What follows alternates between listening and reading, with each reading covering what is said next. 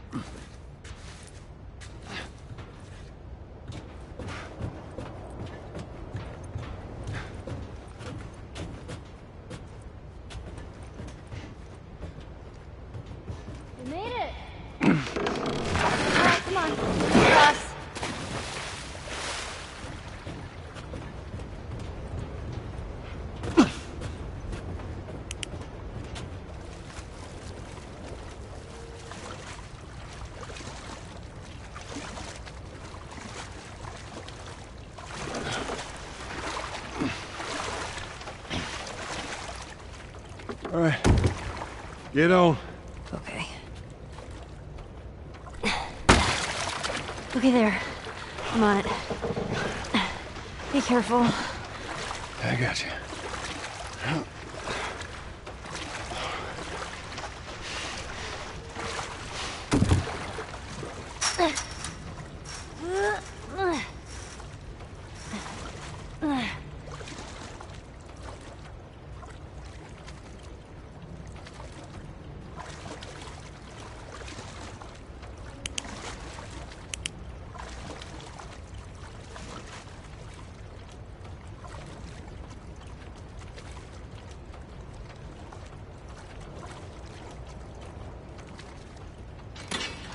Stand back!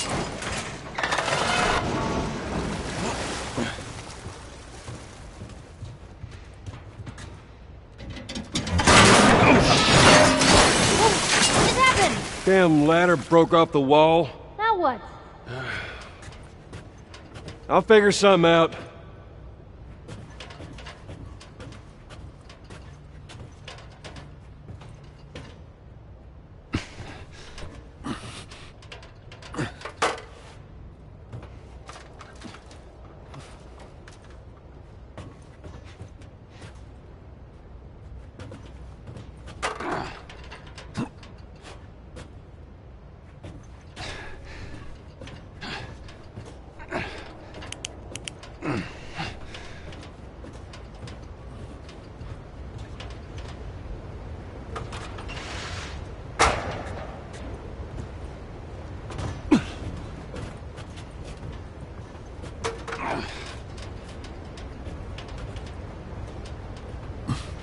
Oh, I see.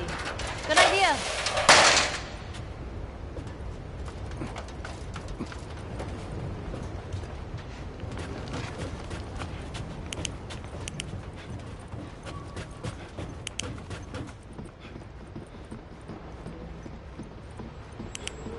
Oh, boy.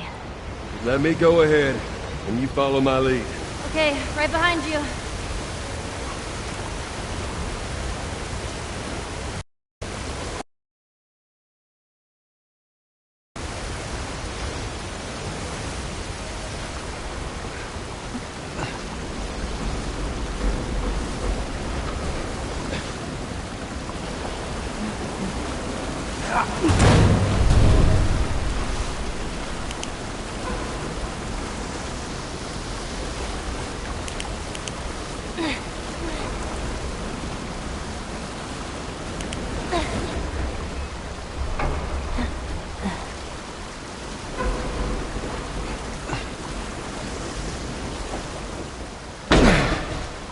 Okay, come on, jump. You're gonna catch me? I got you. See? You didn't even need me. Let's get the hell off this thing.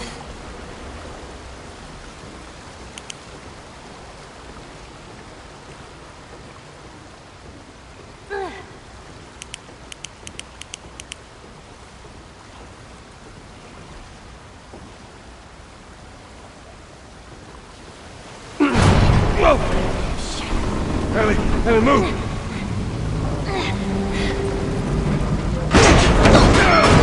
Joel! Here! I got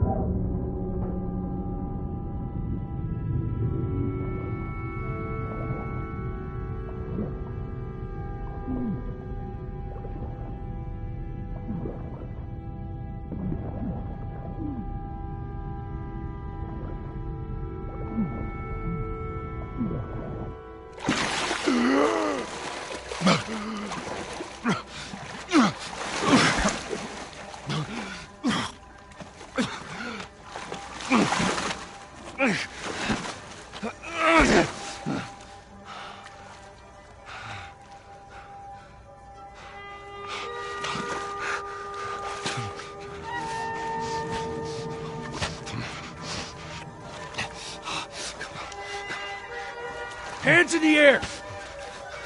She's not breathing. Hands in the fucking air! Come on.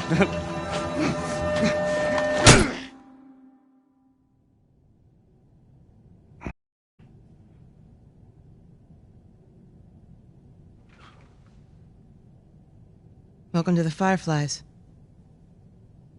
Sorry about that. They didn't know who you were. And Ellie? She's all right. They brought her back. You came all this way. How'd you do it? It was her. She fought like hell to get here.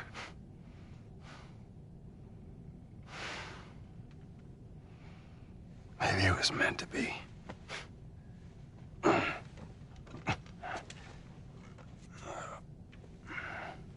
lost most of my crew crossing the country. I pretty much lost everything. And then you show up, and somehow we find you just in time to save her. Maybe it was meant to be.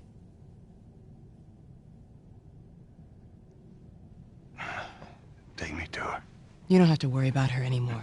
We'll take care I of her. worry. Just let me see her, please. You can't. She's being prepped for surgery. The hell you mean, surgery? The doctors tell me the cordyceps, the growth inside her, has somehow mutated. It's why she's immune. Once they remove it, they'll be able to reverse engineer a vaccine.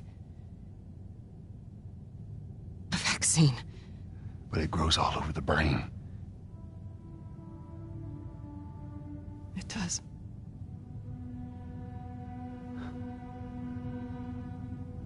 Find someone else. There is no one else. Listen, you were gonna show me where she... Stop. I get it. But whatever it is you think you're going through right now is nothing to what I have been through. I knew her since she was born. I promised your mother I would look after her. Then why are you letting this happen? Because this isn't about me, or even her. There is no other choice here.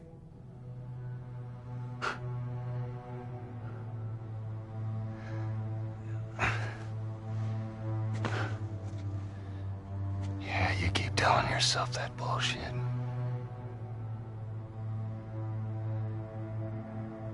March him out of here. He tries anything, shoot him. Don't waste this gift, Joel.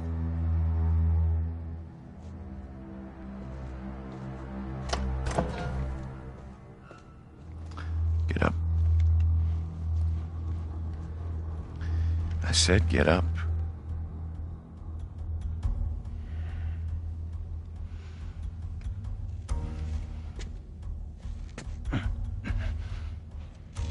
Go on. Move.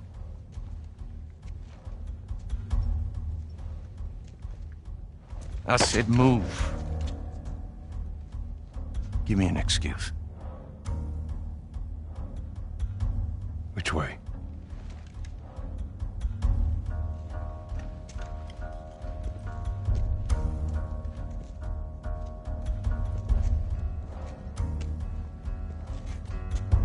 What the fuck are you doing? Keep walking. I said keep walking. Where's the operating room? I ain't got time for this. Where? Where? Top floor, the far end.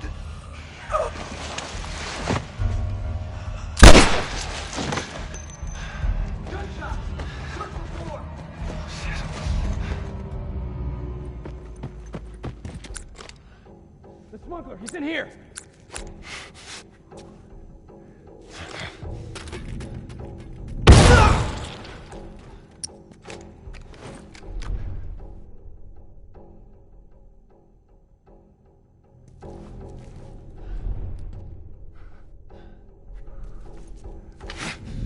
There you are!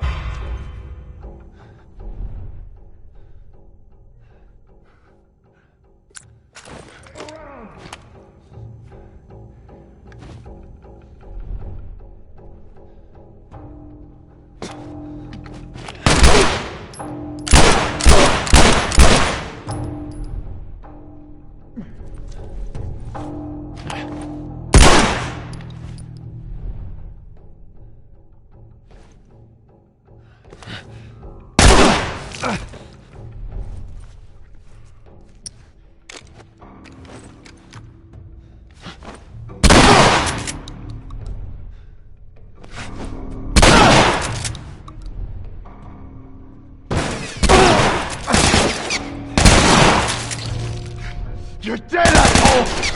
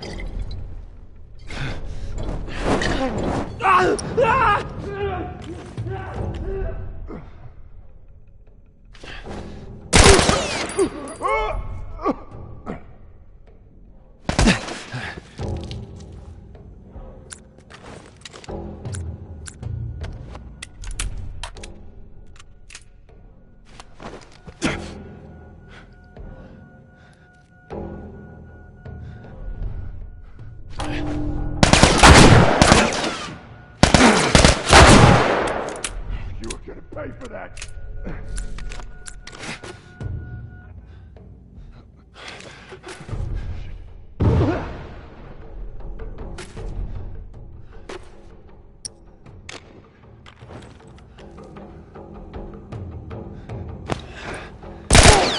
Here he is!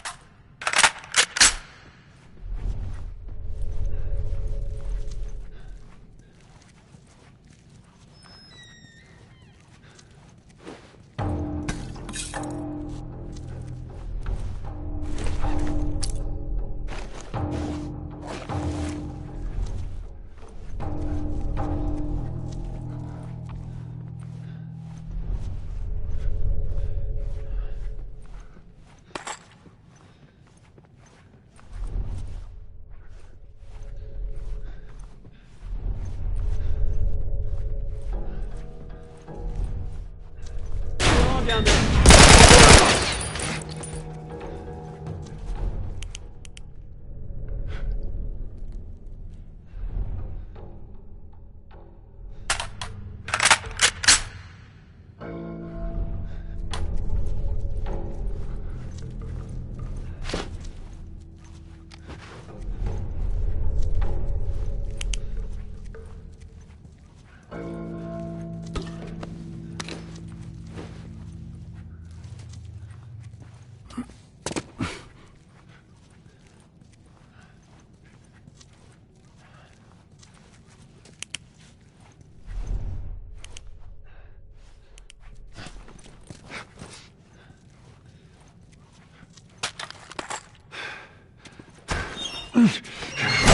Shit. There.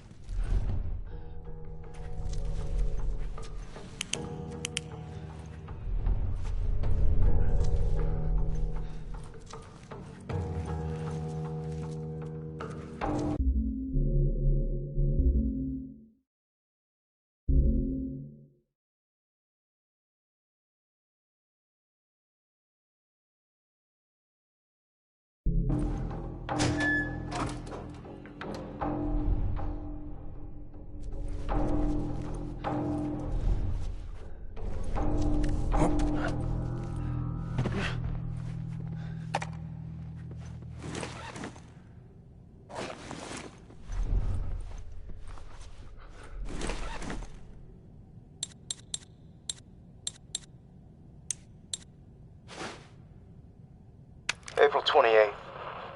Marlene was right. The girl's infection is like nothing I've ever seen. The cause of her immunity is uncertain.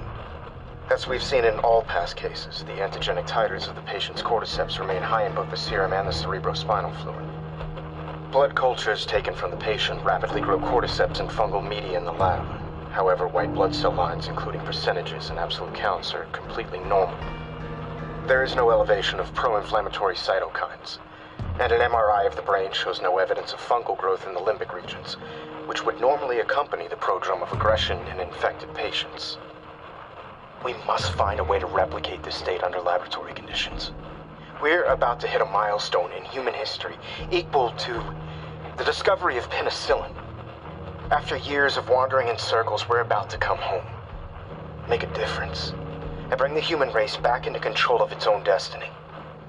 All of our sacrifices and the hundreds of men and women who've bled for this cause, or worse, will not be in vain.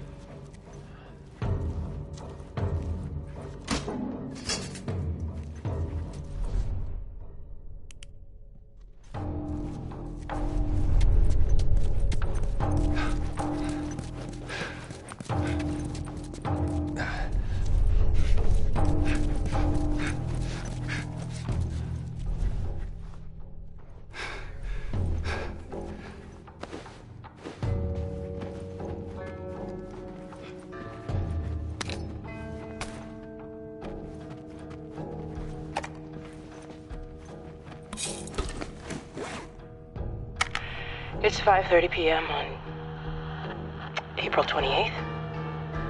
I just finished speaking with, I don't know, more like yelling at our head surgeon. Apparently there's no way to extricate the parasite without eliminating the host. Fancy way of saying we gotta kill the fucking kid. And now they're asking for my go-ahead. The tests just keep getting harder and harder, don't they?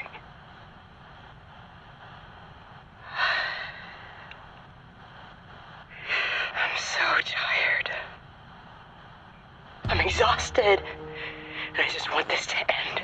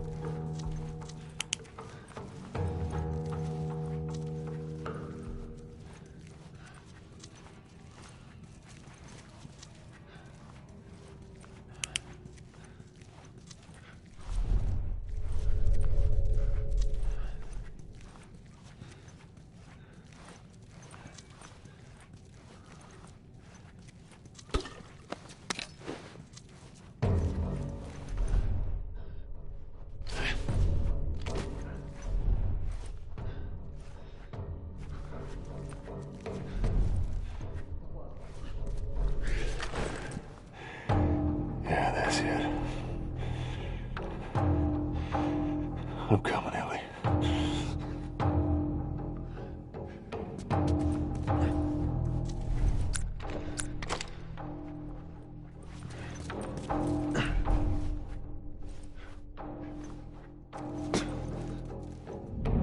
Holy shit! Did you see that? What the fuck?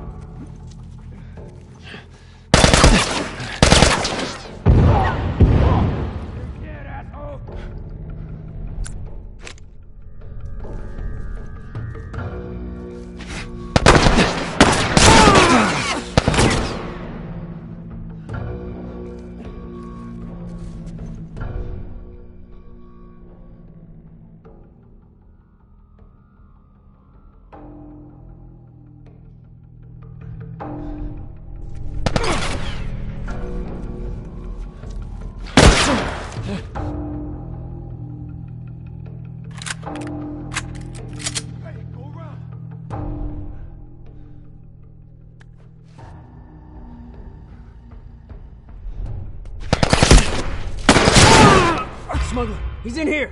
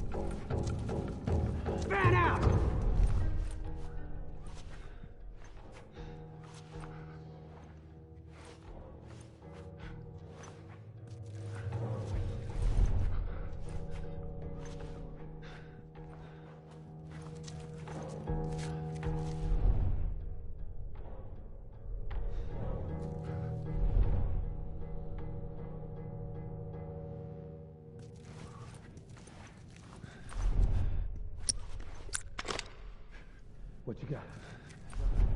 What about you? Look out here. You guys, go check over there.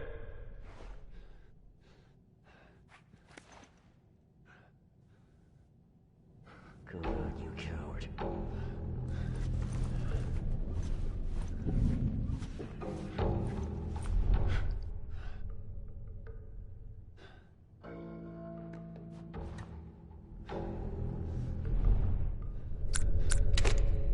Well, what you got? Check out this area. You got it. Go check over there.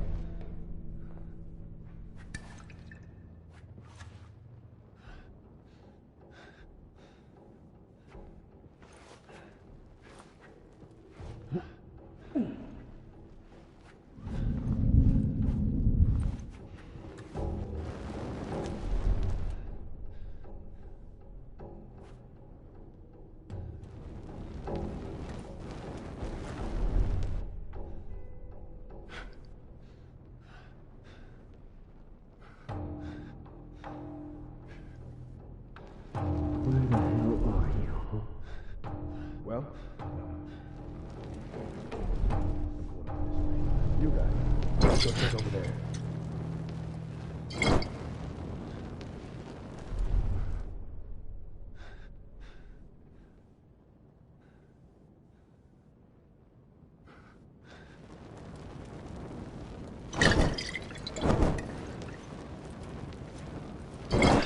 Well?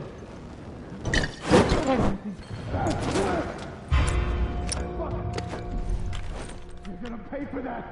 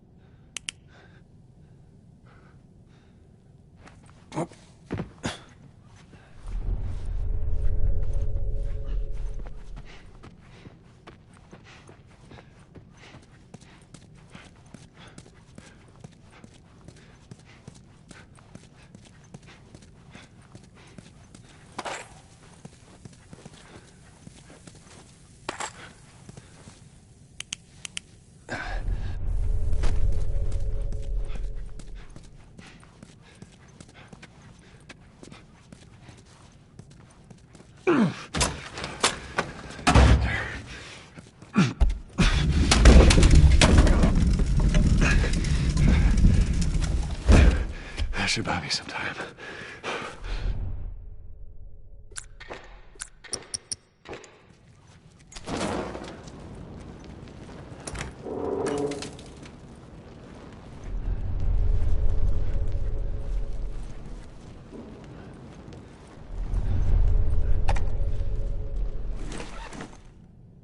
Hey, Anna. It's been a while since we spoke. I just gave the okay to proceed with the surgery. I really doubt I had much of a choice. Asking me was more of a formality. I need you to know that I've kept my promise all these years. Despite everything that I was in charge of, I looked after her. I would have done anything for her, and at times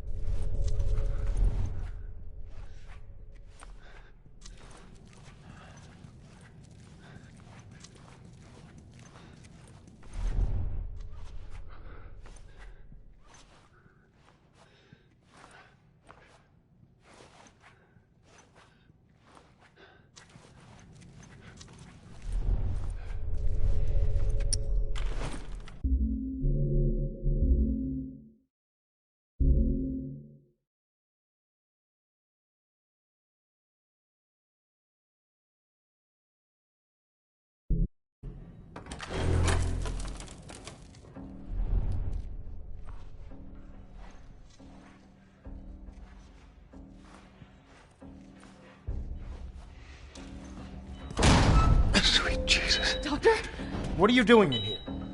I won't let you take her. This is our future. Think of all the lives we'll save.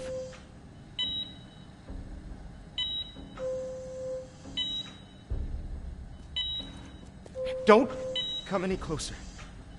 I mean it.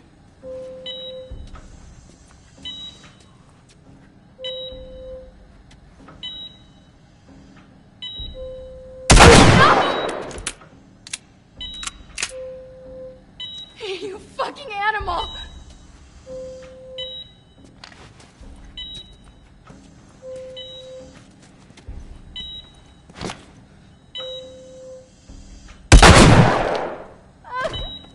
Please, I don't want to die. Oh God. Oh God.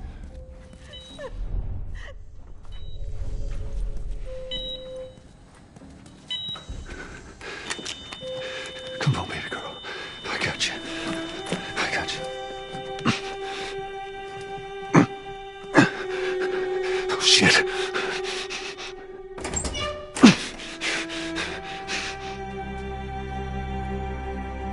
He's carrying her toward pediatrics.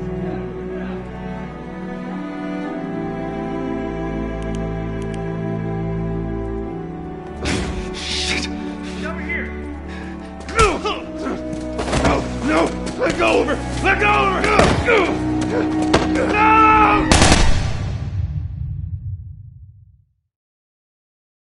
We just want the girl. Shit. I'm getting you out of here, girl. I got you. I got you. Come on. Tell me which way.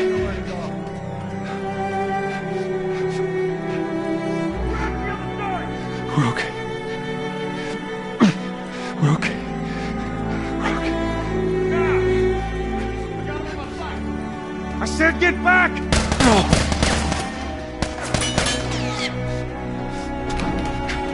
Stop!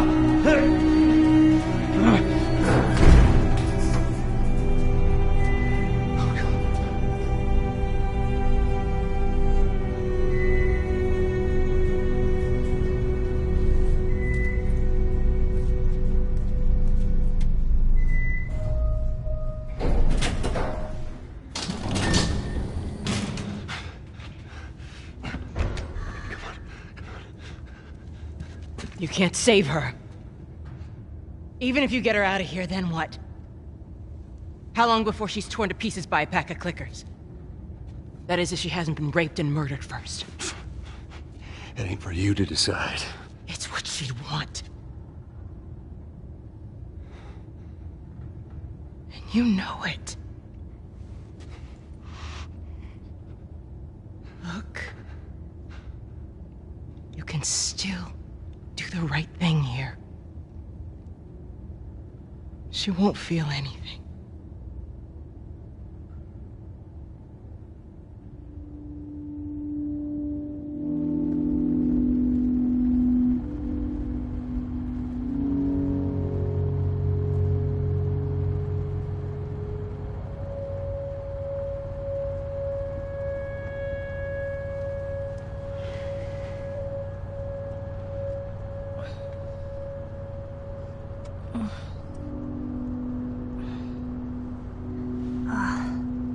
What the hell am I wearing? Just take it easy.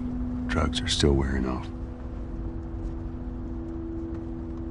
What happened?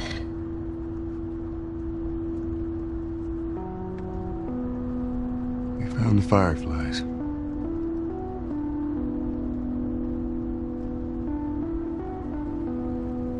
Turns out there's a whole lot more like you, Ellie. People that are immune. There's dozens, actually. Ain't done 'em a damn bit of good, neither.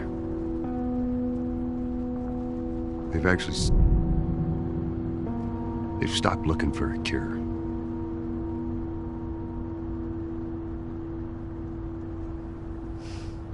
I'm taking us home.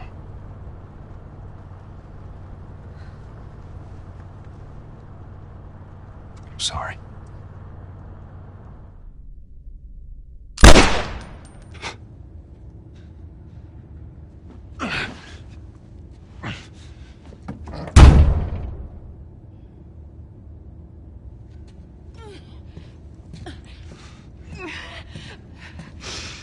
Wait! Let me go. Please. You just come after her.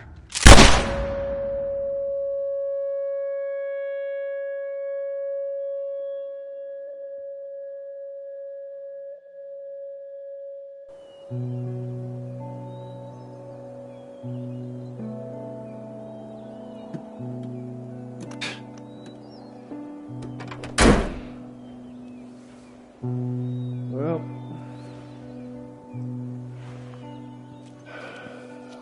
Looks like we're walking.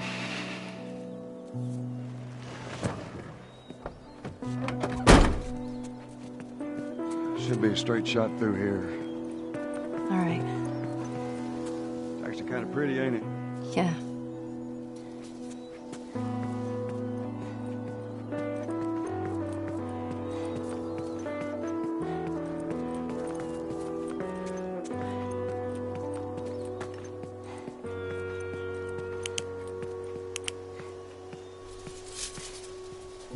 All right.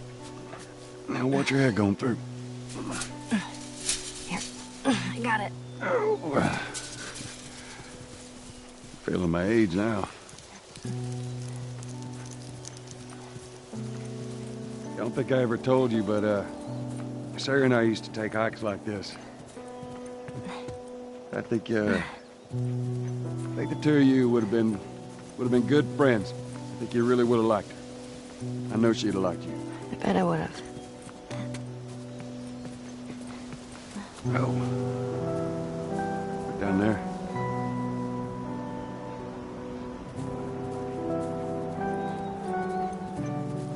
Just a little bit further now.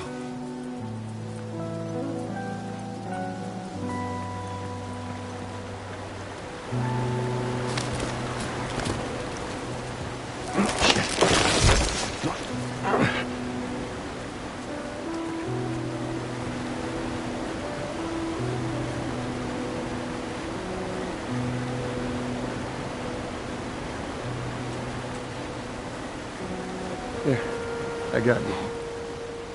Give me your hand.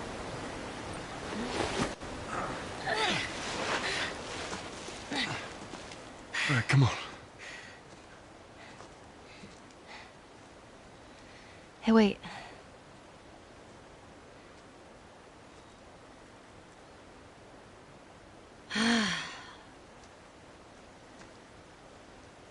Back in Boston? Back when I was bitten? I wasn't alone. My best friend was there. And she got bit too. We didn't know what to do. So... she says... let's just wait it out. You know, we can be all poetic and just lose our minds together. I'm still waiting for my turn. Ellie. Her name was Riley, and she was the first to die. And then it was Tess. And then Sam. None of that is on you. Oh, you don't understand. I struggled for a long time with surviving. And you... no matter what, you keep finding something to fight for. Now, I know that's not what you want to hear right now. Swear to me. Swear to me that everything that you've said about the Fireflies is true. I swear.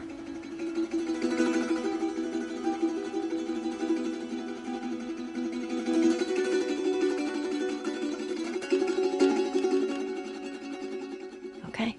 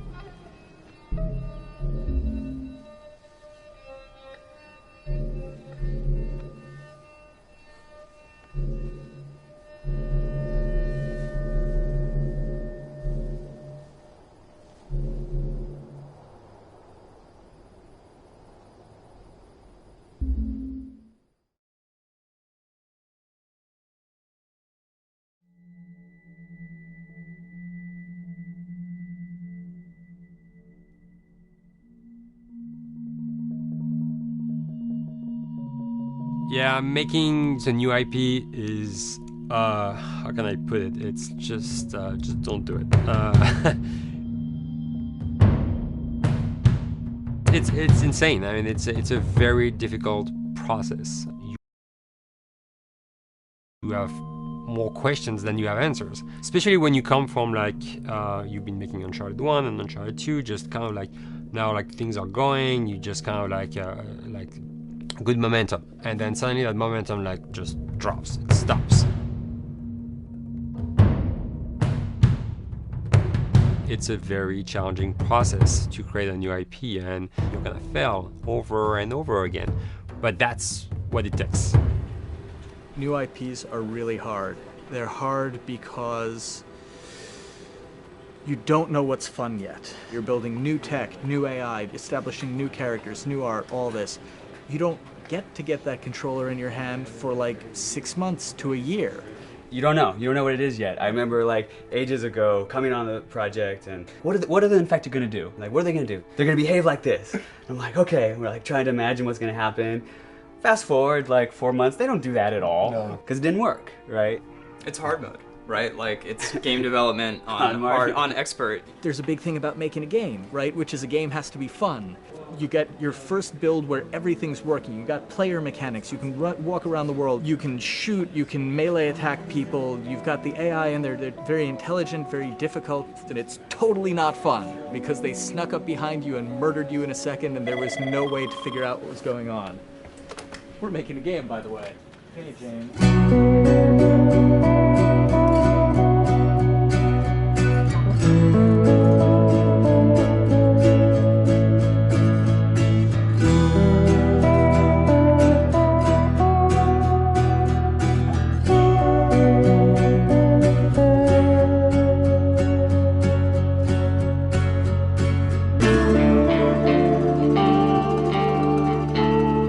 The company has grown quite a bit since I started. I think I was the 12th employee or something back when we got started, but we've tried to stay true to those smaller studio roots. I've been here for 16 years. There's just no reason to leave. I just like the environment here. It's very non-corporate. I think the way we work on Naughty Dog is kind of special because we don't really like hierarchy or bureaucracy, and no one is really just a manager here. Naughty Dog has a very flat structure. We pretty much all report to the co-presidents and the game directors. I always tell people when we hire them, just like, my job is going to be able to trust you, and that's what I want. I want just to give you something and you go with it, and I know it's going to get done. We believe in iteration, we believe in collaboration, and we believe in the people making the game working directly with each other. When we have designers and artists, animators all mixed up, anybody that's working on the same tasks, the same characters, the same areas, put them next to each other so they can communicate a lot better. We don't have a lot of meetings because if you need something to get done, you just walk over and you talk, and then you go back to your desk and you finish it up. And I really like that. I like when I just walk in the office and I see just designers talking with the programmers or programmers over the animators and talking to them. I think that's when really the magic happens. Naughty Dog, we really try to cultivate a culture where anybody can criticize anybody else's work. And we encourage people to be blunt about it and not try to sugarcoat it too much. It takes too long to be nice sometimes. It's not personal. It's based on more like how can we make a better game. We want everybody to have a voice. We want to cut out all the bullshit if we can, making sure that people are making decisions not based on ego, but what is going to benefit the game. When you see that people trust your opinion and that they value it, it's such a great feeling. You really feel like you're working as a team on a collaborative effort. We want to sort of remember where we came from and you know why we were successful then, and try to continue that success now. We make games. That's what we like to do. Back when Uncharted 2 wrapped up and we decided that we were going to build the second team and create a new project, we kicked around a lot of ideas. One of the very earliest ideas was to go back to Jak and Daxter. It's really near and dear to us. We really love those characters in that universe, and we think that there are some interesting stories still to be told there. We started to realize that it was not going to do justice to the franchise that the fans had fallen in love with. It would be shifting it so far in a new direction that we felt that effort would be more justified in developing a new IP. Neil and Bruce came to Christoph and I and said they wanted to do a post-apocalyptic game. I think the core essence of what they wanted to do, though, was to try to tell a story about two people and how their relationship evolved over the course of the entire game. That potential, oh wow, there is something very special about that game.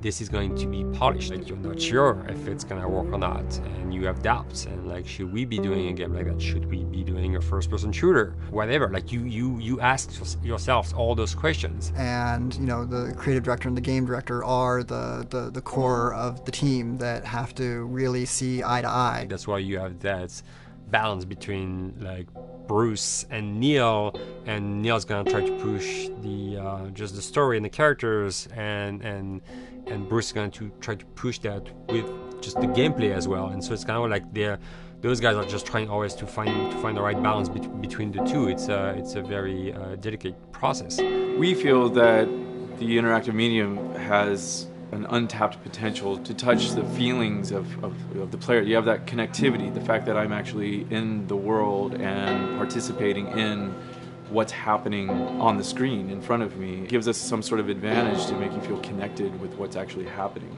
At Naughty Dog, that's what we're trying to do, is pair story and gameplay together. If we can make you feel like you're actually with these characters on that journey, and you're invested in those stories and those characters, then you're feeling, in theory, the same thing that they're feeling. As the story evolved and took different shapes and different forms, the thing that was always there was Joel and Ellie. And because of that, everything kind of grew out of that relationship.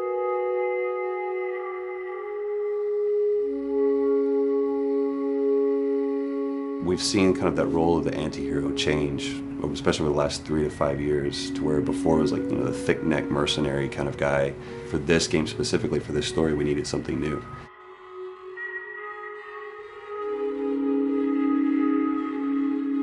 The reason we didn't want to make Ellie Joel's daughter from the get-go is because it wouldn't have anywhere to go. Of course, at that point, he'd be willing to do anything for his daughter, because that is what a dad would do for his daughter. If they didn't even know each other at the beginning of the story, then we start from scratch. It's almost like the player has the same relationship to Ellie as Joel does. And we could take our time to build that relationship between these characters. And if we do it right, then the player will be feeling that same growth that Joel does. And we're kind of mirroring that emotional relationship between the two.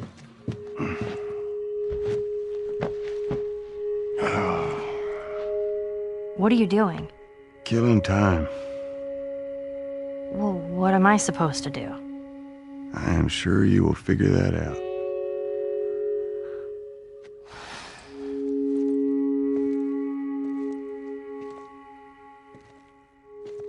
Your watch is broken.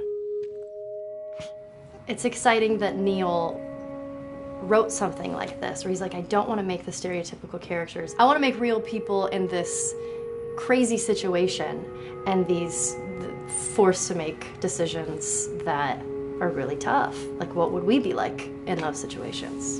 I mean, we weren't consciously trying to pick male or female for characters. You just try to pick characters and just be honest with who they are. It almost doesn't matter, right? Joel's daughter could have been Joel's son. Ellie could have been a boy, and Joel might have been Tess. You could have swapped those roles, and I think the story would have still worked. The focus on female strength, it's so unique. You get to see what's so powerful about a woman through all of these female characters, which makes this game wonderful and unique. There's a crew of Fireflies that'll meet you at the Capitol building. That's not exactly close. You're capable. You hand her off, come back, the weapons are yours.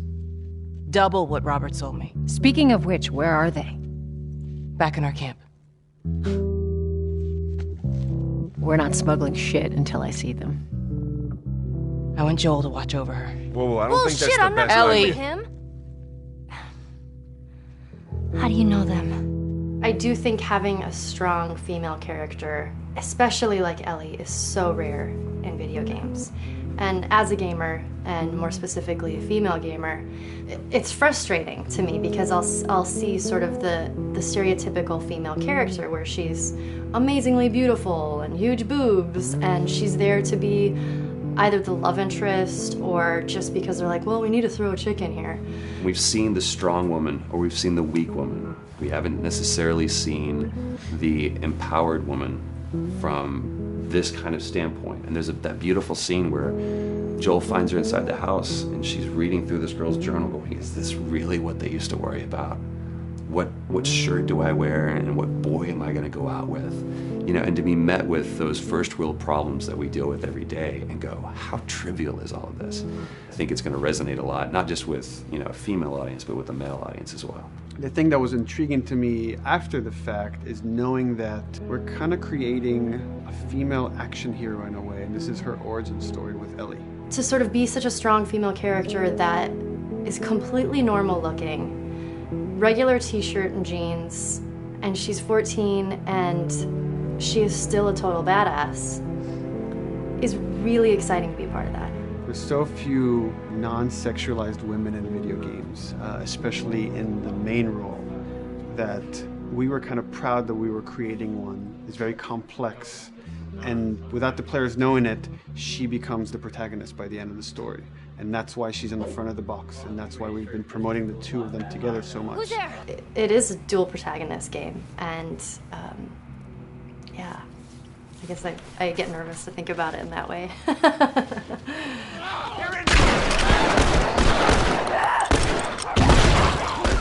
We couldn't talk about it. In fact, in interviews we've been lying about it, saying you never play as Ellie because it was so important for that to be a surprise. Sorry, journalists. Here we go.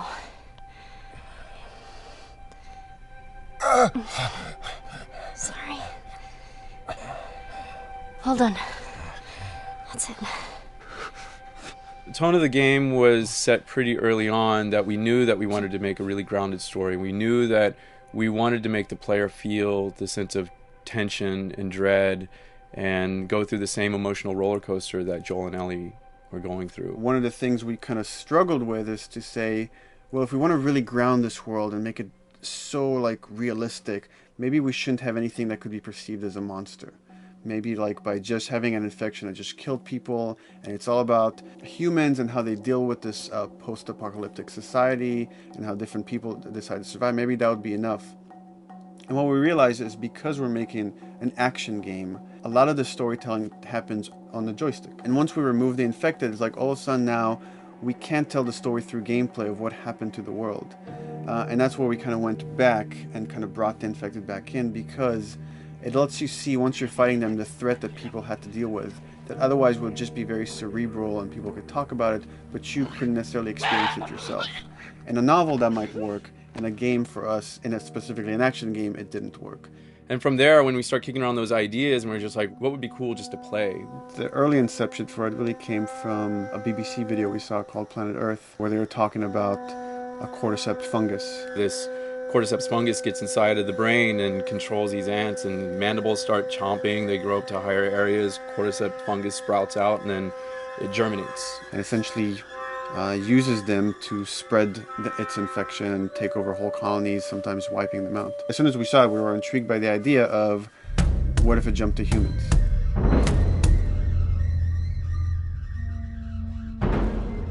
So what would happen? How would people react? What would happen to society? As we're trying to develop the look of the infected, we went through so many different iterations, some that looked really alien and subhuman, some that looked just essentially like zombies, and we couldn't find like an original place for them. But one of our artists just did this kind of photo mashup where he took a bunch of images of diseases or images of fungal overgrowth, and he kind of mashed it all together and he threw it on this person. It was a very iterative process, making sure that the fungus felt properly integrated, like it was part of the body, growing out of the body. And not just fungus growing on the head, but it's tearing the face apart, cleft down the middle, it's gaping maw of a mouth with the crooked teeth. And it's in great agony as its humanity and its brain is still somewhat functioning. Maybe you still have some human cognitive abilities or thought process back here. This isn't some decaying corpse on the ground. This is a living thing that's going to be coming after you in the world. The fungus is always the focal point. So you can see from a distance, oh, this guy's infected. I can tell straight away. In fungus, they have these beautiful saturated colors, and we really like that conscious of this something so horrific that it's going to like stop at nothing. It's relentless force of death, and yet elements of it are beautiful. It's not just about gore. It's not just about everything about it being scary, because to us it's actually scarier when things on it are somewhat benign or somewhat beautiful. It was evident that we were onto something that was quite a bit different and something that we hadn't really seen before, which was eerily human but very disturbing. And it seemed so creepy and so unique that right away we gravitated towards it, and it's like, this is our base infected. Everything should kind of come out of this look.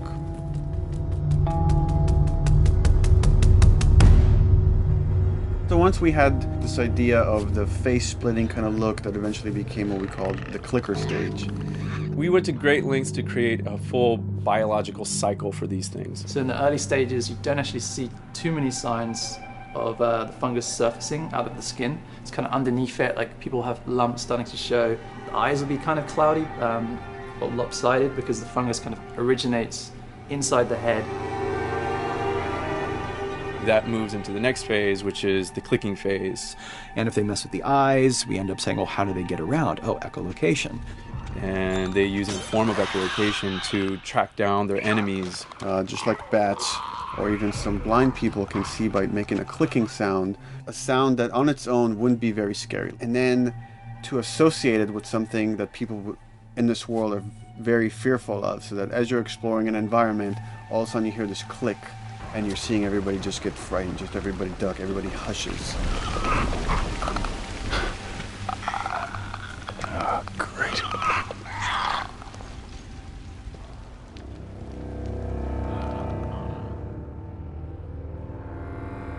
The bloater is the most severe of the stages. So large pieces of the body has been replaced by these kind of fungal plates. The fungus completely takes over the body and blooms. They're kind of covered in things that have been growing on them. Things like moss and like little life on life kind of. What the fuck is that? When the infected feels like it's going to die, it finds like a dark corner and it becomes part of the environment. The human elements aren't there anymore. And then the body is gone. They lay down and sprout and then spew spores. And if people can breathe those spores, they become infected as well. It all had to kind of make sense of how each stage flowed from one to the other. And that's hopefully how we've created a world that you can kind of look through it and understand the science behind it and say, I could buy this, I could get into this.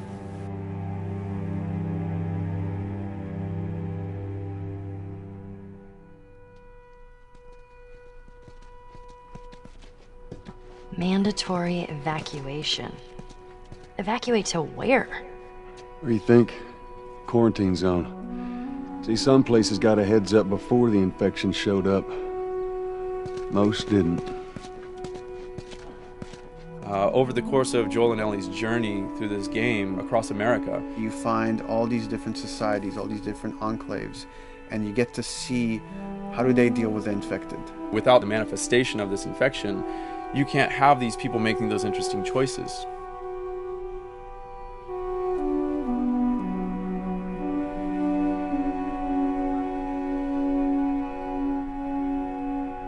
The world we decided was actually its own character, really grounded with a lot of texture. What happens, after 20 years of the fall of man, when no one's taking care of anything? This book called The World Without Us describes in detail how much fighting on a day-to-day basis we have to do to keep nature back. And once you stop doing that, how quickly nature can reclaim that. As they talk about New York and how every day they pump water out of the subway system. That system breaks down. Within 2 days, a whole city is flooded. And once water gets introduced, then structures collapse pretty quickly. Trees will sprout, and wind will carry those seeds over, and gutters get clogged, and then when it rains, water fills up, and then pretty soon you have vegetation growing over there, and once you have vegetation, concrete bricks pretty easily for when there's a tree and roots breaking through that. Even some of the stuff we did on Uncharted, exploration of how temples were ruined, what if you took those ideas and put them in Pittsburgh or Boston? And obviously right when that happened, you can imagine that being pretty terrible to look at. But you think about 20 years later, and with rainwater filling up those sinkholes and then those becoming like little marshes with lily pads in them. We had this wonderful piece of concept art we developed really early on, and there are all of these wild animals that have escaped from a zoo and over the past 20 years have bred, and now they have herds roaming these cities. And that's something that tells you that life goes on and this world is worth saving.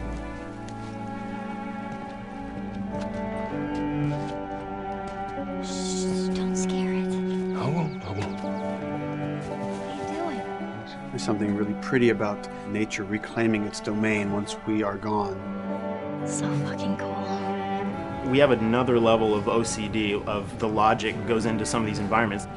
Water damage seeps in, and then that creates some little moss growing on the floor, or a tree radiates energy from its base, and that over time starts to melt the snow around it. And that's the reason why you'd see those like rings of leaves showing through in the snow. That gives it that extra, believability. This is pitch art. I'll try to start with an idea that conveys sort of the feel of the environment. Something like this, very brushstrokey, very painterly. You can see not a lot of detail, just energy and conveying a mood.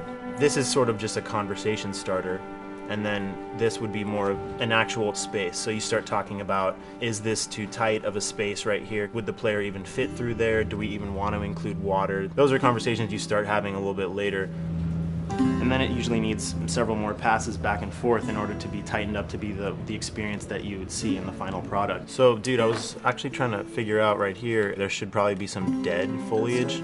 It might be cool to see some of the dead stuff around the edges of the green, or like even spilling out into the street. Maybe what we do is, in some of these areas, we use it as like a transition from the actual concrete to the side of the building, so like they're almost sitting on top of a bed of dead foliage, like that really rich kind of like orangey brown color. Sienna or something would be nice. Something real cheddary. That's how you know you're done. The end product often ends up being stronger because that bouncing back off somebody else gives you a result that maybe you wouldn't have even thought of in the first place. All right, here's the bridge. That's our way out of here. As far as concept art goes, definitely the ultimate goal is just helping everybody as much as possible. Me and the background artist will work together. I'll often just go to them because they've got like a really, really good like visual imagination. At some point, you came in almost like flat on. So that's kind of good because the bus station is right in your peripheral view, and you're probably going to enter the bus station. You're probably not going to get lost. But it doesn't at all utilize this cool architecture here, like the bus station sign. Like that's a really distinctive silhouette, and it's a really interesting sort of architectural detail. So we changed the entrance. Look at that. Another city, another abandoned quarantine zone.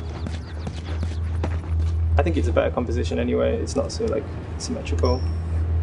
And I think that was done so that this sign read better. If you didn't see the word bus on it, you might not know it's a bus station. So I think that helps.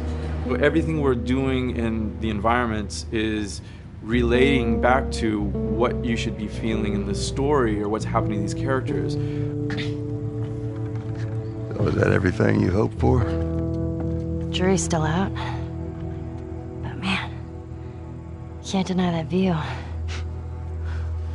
Come on, this way. When we first came up with Ellie and Joel, we had this idea in our heads of who they would be, but we didn't necessarily know the voice. It took us a while to find our Joel, but for Ellie, I think Ashley was the second or third candidate to walk in, and right away we knew. Yeah, you know Why what? are you so scared all of a sudden? Because I'm a coward, okay? So just get your shit and let's get out of here. Damn it. I'm not like her, you know. What? You think I'm gonna end up like your daughter? The way she delivered the lines, the way she just embodied that character is like, that's Ellie, there's no question about it. I saw the character artwork and I related to her a lot. I mean, she's kind of a tomboy and she's kind of tough, and I mean, obviously I'm not 14, and I think that's the main difference between the two of us. I read the scenes and I was like, I need to play this part. You want to be my hero? Forget the whole bit about saving my life. Find me a stack of these bad boys instead. Where'd you get that? Back your bills. I mean, all this stuff was just lying around. And then once we had her, we said, okay, we're going to do another round. And we're going to have Ashley this time in the casting sessions. The chemistry of these two characters was imperative to get right. Troy was a really interesting casting for Joel because when you see Troy, he doesn't look like Joel at all. You know, he's so handsome and he had like, you know, the frosty hair and totally looked like Final Fantasy. And so I'm like, yeah, I don't know. He's like this tall, pretty. It didn't seem right. I walked into the room fully aware that I was the youngest person that they were seeing for this role. There was a line that was in the audition side that says that Joel has few moral lines left to cross.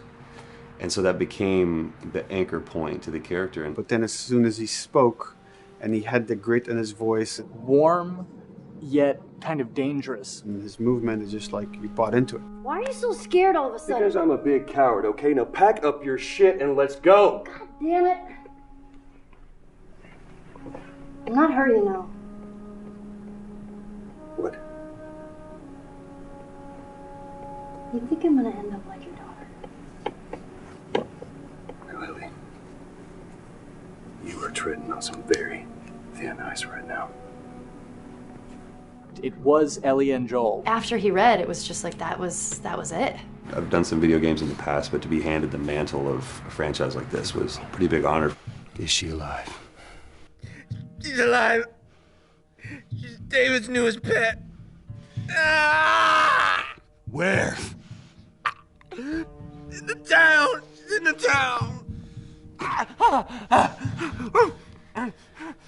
You mark it on the map. It better be the same exact spot your buddy points to. Neil pulled me aside one day, and he said, I have some ideas. And as you're well aware, Neil is a little twisted. He came up with this character, and, I just jumped at it. It was such a departure from everything I've done here for Naughty Dog, to say the least. Name's David. This here's my friend James. We're from a larger group. Women, children. They're all very, very hungry. To be able to put on a voice that, hopefully a lot of people won't know, won't notice that it's even me. Because we didn't want him to be Drake. Drake eating people, that's a whole nother game. How did you put it? Tiny pieces. See you tomorrow, Ellie. Certain voices that I can do wouldn't fit the David's artwork, but he showed me the art, and I said maybe it's something like this, where everything's, it's very quiet, and just, he's not really sure, and the voice can break a little. And he just looked, he goes, yeah, that's it. So I'd love to tell you, we hashed it over and we talked. No, it just, I looked at the picture and I tried something, he said, yeah. A few weeks back, I sent a group of men out a nearby town to look for food. Only a few came back.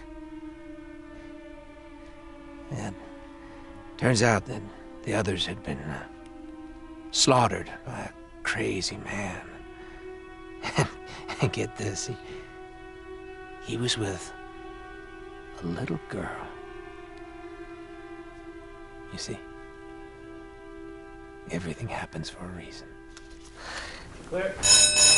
Ashley, she brought humor to it. She just has some really great comedic timing. The way she reacts to the things around the world with a little bit of sarcasm, that teen kind of like trying to get a rise out of you.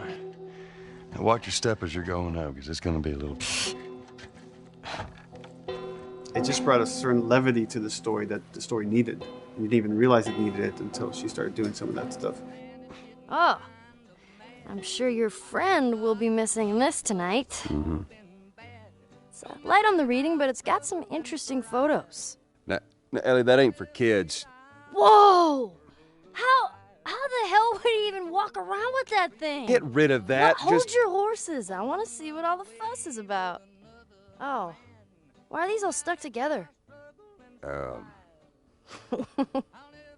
I'm just fucking with you. Bye-bye, dude. Throughout the course of shooting over these past couple of years, Ellie and I have kind of morphed into each other, which I know sounds so cheesy. Neil always asks, he's like, well, what would you do in this situation? I think the most important thing that Ashley brought is a sense of capability to Ellie's character that wasn't there in the beginning. The very first thing we shot involved her being pulled out of a car and attacked, and Joel is supposed to go save her. It was written that Ellie sort of was just kind of watching on the side, just waiting till he was done, and I was a little frustrated because I was like, well, if this were real life, I would do something. We did a couple takes, and at some point she walked up to me and she said, I feel like I'd hit him.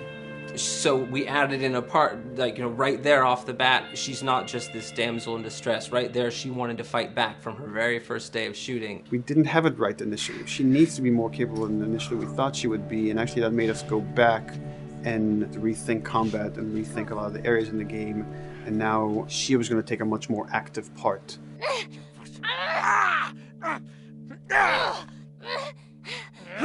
Anything that requires, a lot of body movement, we do with the actors on the mocap stage. And we try as much as possible to use our actual principal actors, use their body motion as well as their voice. We capture it all at once there on the stage. Having the actors perform as well as being recorded at the same time was imperative to get an accurate performance. Because every time you split up the performance in any way, you lose some of that magic where they did a gesture or they delivered the line a certain way.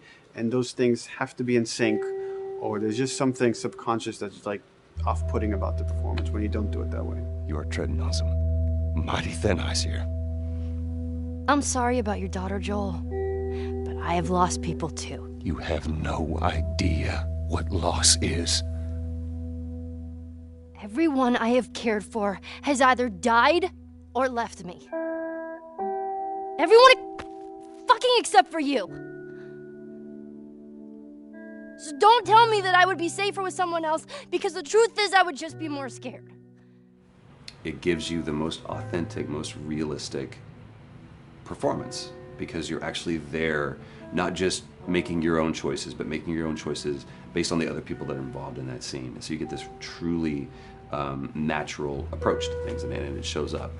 It's like theater in the round. You can do anything from any angle, and the smallest, most subtle thing we'll be able to pick up. There's no place to hide.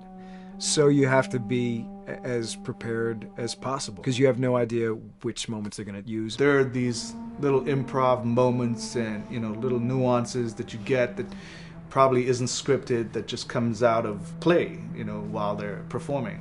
That mistake that is just blossomed into a really good idea. Did we improv on The Last of Us? Yes. Yes, we did. Doing this was a whole lot like being 5 playing in the backyard with a stick, and this is my machine gun, and and a pine cone is my hand grenade. It's all your imagination. I'm doing the exact same shit that I did 45 years ago. I just get paid for it now. We square. We're square. And get the fuck out of my town. I don't do a lot of voiceover work, so for me it was nice to be able to work off of your other actors. I can't imagine it working in any other way. I'd never done mocap before. I didn't know what to expect. The suits were crazy. Yeah, the suit gave me wedgies. Like, deep wedgies that I had to pick out with my middle finger. Too much information. Just how damn sexy I look in a motion capture suit. I look like 10-pound of sausage in a 5-pound casing in that thing, man. Once you get past the fact that everybody else and you look like weird clown people with these little dots and stuff, once you give over to that, it really was pretty easy to make it just feel like you're in the moment and in the scene. So everyone that was on this is a slam dunk. This isn't just another gig to them. And that creates a really cool energy for people to really start experimenting and playing jazz. Floor is yours. And action.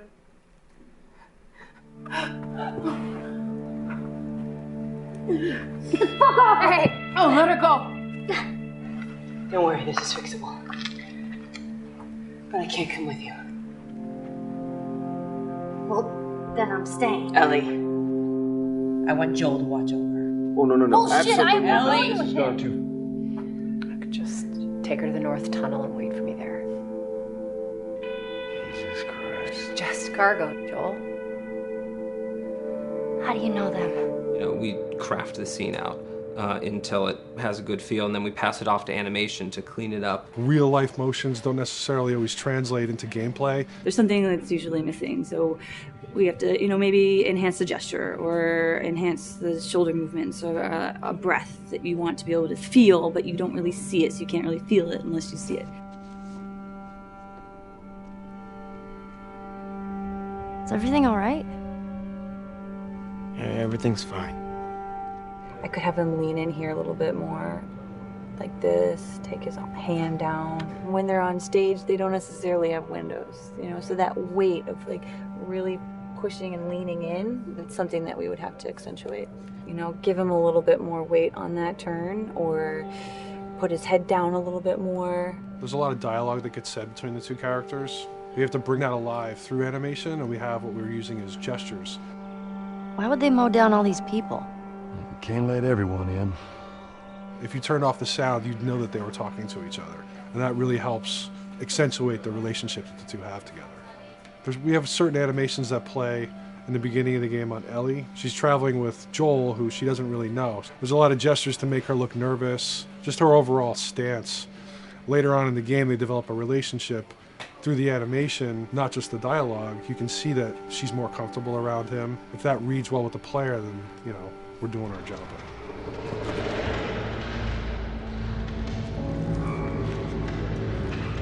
We want her to look scared when she gets a gun. We want her to look scared of the gun. So if she's gonna aim, she wouldn't be like super trained aim. She would be more like some scared. But at the same time, it needs to look cool and feel cool to the player that plays. It's really just these little tiny details that we're doing, and it's coming across. It's working out well. We don't do facial capture. We don't track eye movements on stage. It's just the motion capture data. Everything that you see on the faces is hand-keyed. As you can see, this is all of her mocap data.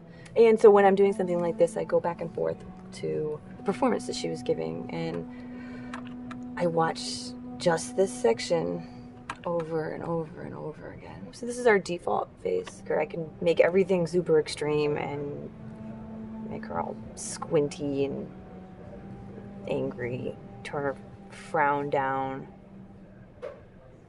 I can open her mouth, stick her tongue out. It's listen, watch. Okay, where's her mouth at this point? Like, is it open? Is she making like a grimace? About Tess. I don't even know. Here's how this thing's gonna play out. You don't bring up Tess.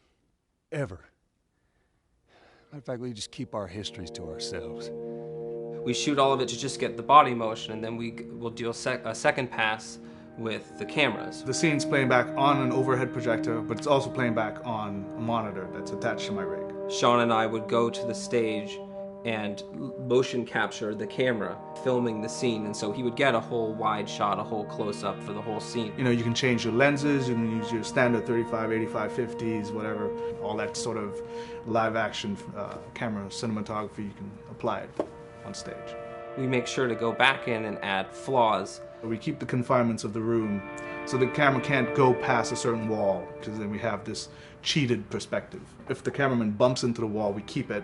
Missing focus hits when you're pulling focus, going too close to a character and reframing, those little moments in there. It kind of keeps it very cinema verite. If everything was too perfect, you wouldn't be able to put your finger on it, but you'd be able to feel it. It would just feel off. It's very much about grounding it, despite having the option to do whatever we want.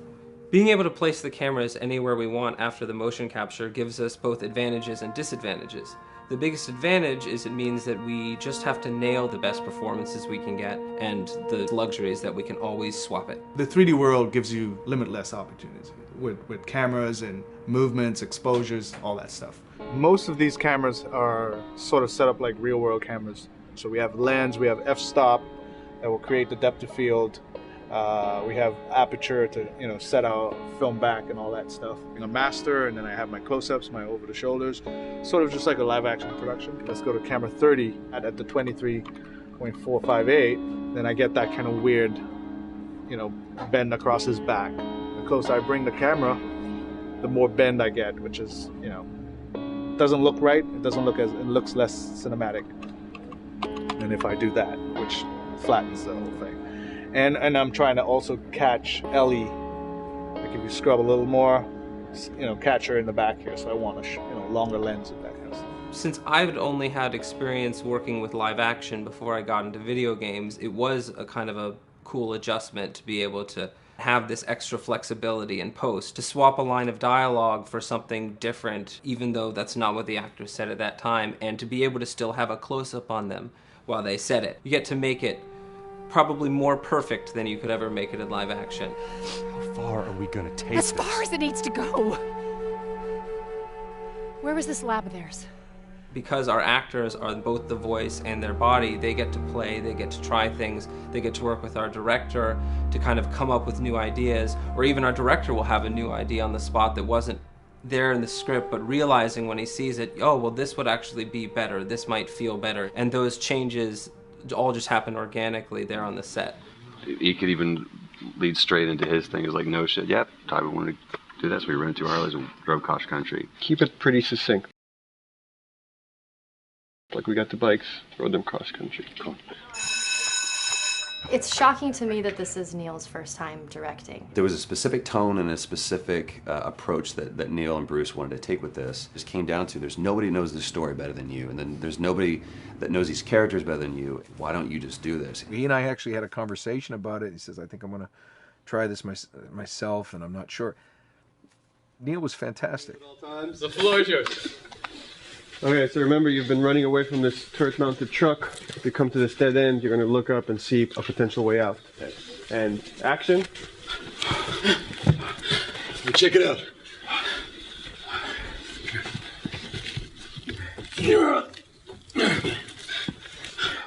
I mean, his writing is honest, and it's dangerous, and it's natural. And I love his economy of words. He doesn't hit everything on the nose, so it leaves it open for you to interpret and bring some nuances and things like that. The entire process is collaborative, but really it's led by Neil's willingness to change and flow and decide something doesn't work, fix it right there in the moment. And it is something that's very foreign to the way that TV and film is done now, where everything has been micromanaged by the time you get it to the table read, and no one wants you to change anything, and everything's very precious and has been rewritten with notes from 20 people in suits, and you can't do that just anywhere in entertainment these days. Yeah, I want to make sure. I think I swung too far over to this way, and now it's a little bit of making jokes about it, and I need to bring it back to center a little bit. There's one scene in the game where we see Joel not as a ruthless survivor, but as a father. I knew from the very beginning that he was going to lose his daughter, and I just told Neil, I was like, when that day comes for us to shoot that, I need a heads up. About a week before, he said, it's time, we're going to do that scene. I was like, okay, because I knew that I was going to have to go to this place that you don't really want to go to as an actor. You want to find some aspect of reality that you can empathetically draw from, Troy and I were both kind of just like walking around for a while and just kind of getting into the zone, and well, my grandpa died when I was 8. He was like my dad, and so that's always what I use to get into that place. I started recalling all those memories and starting pulling up all those feelings, and they're just right underneath the surface. When I walked back in, everyone realized that something was different. They kind of calmed down, You could feel the energy just like drop a little bit more. It was brutal. I lose my shit. Just completely break down. Don't do this, please, God, no. Oh, God, no!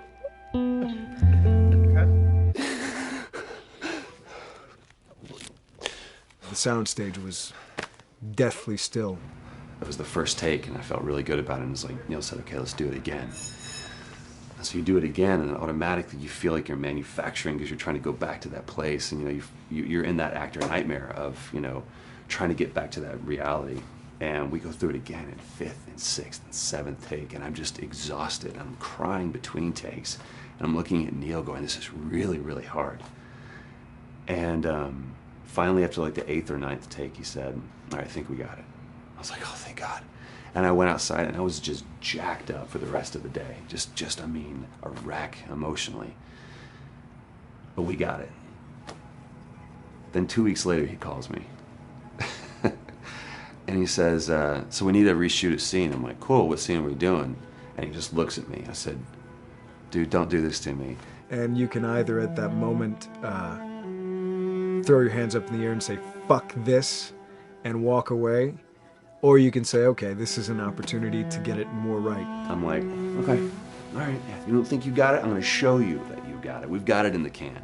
And so we go through it again, and it just feels fake, feels artificial. And Neil goes, go through it again. We start doing it again. And I'm getting madder and madder with each take. And finally, about the 4th take, Neil comes over to me, and I love him so much. He goes, so I'm picking up on some resistance. I was like, you're damn right you're picking up on some resistance. We've got this in the can already, and we're just wasting our time, and we're wasting all this effort and energy. And then he started talking me through the scene. And he was like, what I need you to do is I need you to just strip yourself of all these ideas, and I need you to hit this beat, and this beat, and this beat, and this beat, which just makes it sound so mechanical, and it's such an emotional scene. So we start going through it, and literally I am mindlessly doing these things at this point. It's okay. I know it hurts, baby. I know. So I'm gonna lift you up. I'm gonna lift you up. I'm gonna get you over here. Come on, baby. Come on, work with me, please. God, baby. Sarah. Sarah!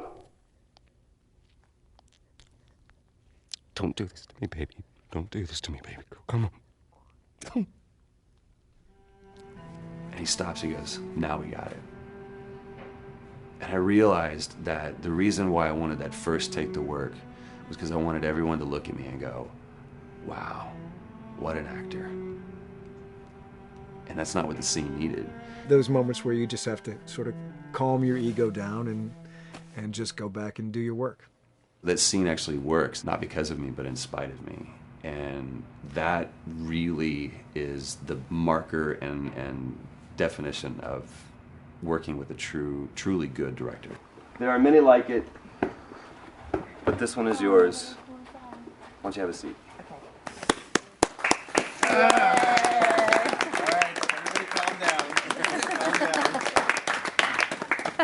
Thanks, guys. It's the director's chair. Working on the project, we knew we wanted to have a pretty minimalist soundtrack. And we had a folder where we just throw music in there. Looked at the folder one day and we saw, we have a lot of stuff here from Gustavo Santaolalla. We're looking for a composer. What if we reached out to him? Oh, no. Sarah. Move your hands, baby. I know, baby, I know. Listen to me, I know this will be. You're gonna be okay, baby. Stay with me. I want to pick you up. I know, baby. I know it hurts. Come on, baby. Please. I know, baby. I know. Sarah. Baby.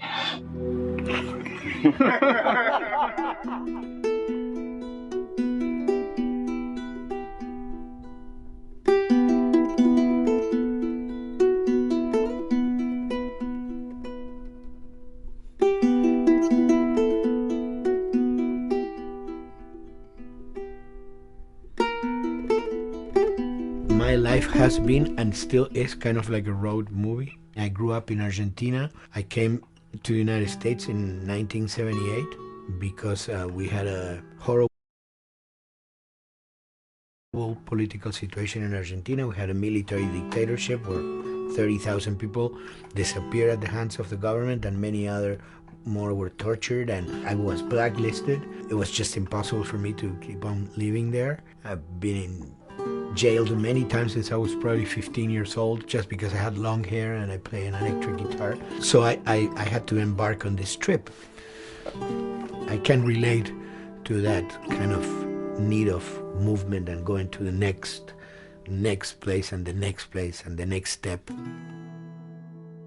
I'm always attracted to the possibility of getting involved with a project from the very beginning. I like to work from the script and talking to the director. It's never been, oh, give me a piece like this, or give me a music that's this. It's just been very high level. Here's what the story's about. Here are the themes. Go write some stuff.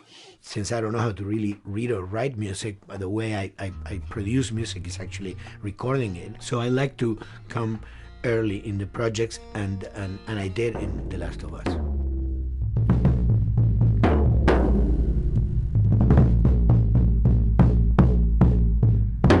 One thing that was fantastic from the very, very beginning was the freedom I had to try and to do whatever I felt could work, you know? As the story was still being written, you could listen to this piece of music and just get a sense of where this needs to go tonally, because the music was still inspiring the story.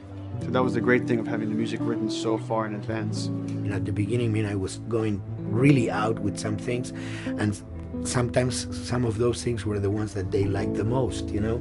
So I really felt very motivated to work, and I enjoyed immensely working. It was this very organic back and forth experience where one element was inspiring the other and vice versa. I needed to go into some more dark places, more textural and not necessarily melodic.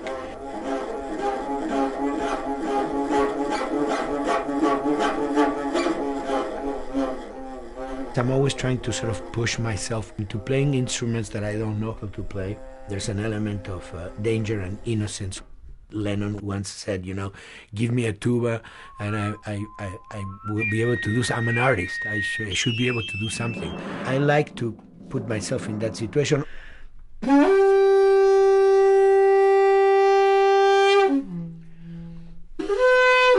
So these are just PVC pipes, the one you use, you know, in construction.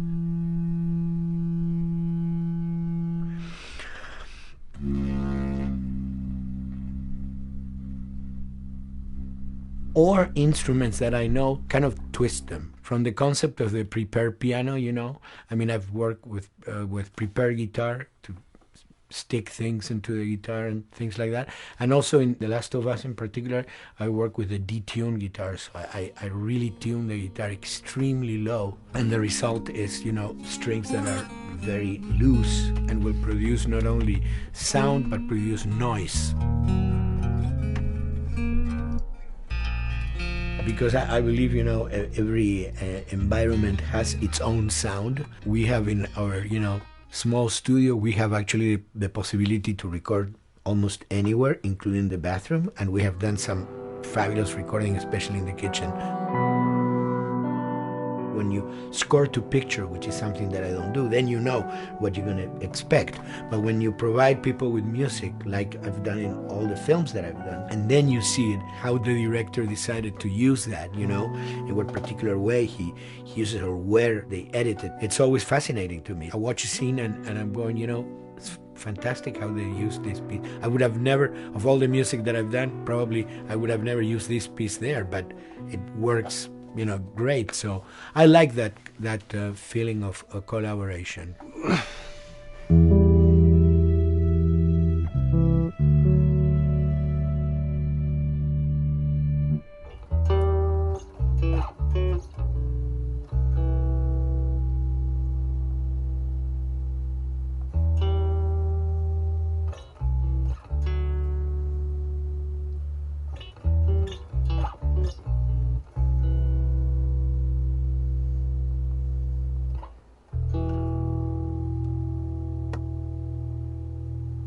I think, you know, the guys also that work in programming and adapting that music to the game, they should share a lot of the credit for the end result. In the beginning, there was silence. Yes. And then they hired sound designers. Then they regretted that decision.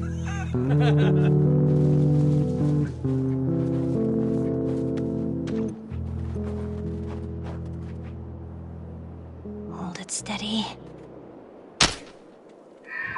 Ha! Got you! In a much quieter environment like that, we really had to fill out the soundscape with much more natural sounds, much more detailed, delicate sounds. The tension comes from the lack of sound, in a way. Your brain is thrown off because where I expect to hear buses and crowds, all of a sudden I hear wind and leaves rustling. Again, it's creepy and beautiful at the same time because it's almost like I'm going on a hike, but I'm in a downtown area.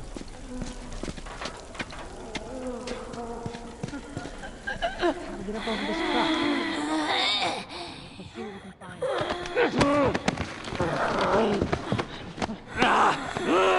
Neil, I mean, we were going through the iteration, so he just did not want like yells and screeches and what he called like, kind of witchy qualities, the cackling witch. He didn't want anything like that. It was a little bit of a head scratcher to figure out, okay, how do we make it sound human but not human? Yeah. We really did not want to use any animals. We wanted these all to be human. Derek and I basically decided to hire a couple of voice actors who did some interesting work vocally to see if they could come up with something. And we worked with this girl, Misty Lee. She started giving us these really great screeches. And that's no process. Yeah, that's just her voice. And it started going into this little click. We also used a little bit of Phil's voice.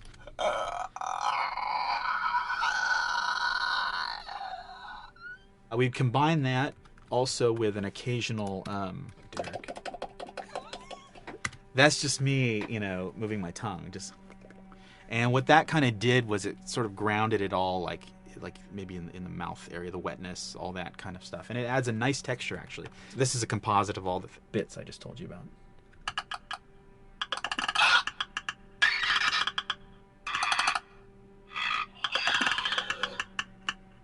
Sounds like a Snapple bottle. Oh, the lid? Like the lid, yeah. Hey, that's a good idea. Fuck, where were you guys like months ago? Why did we think of that? Why did we think of that?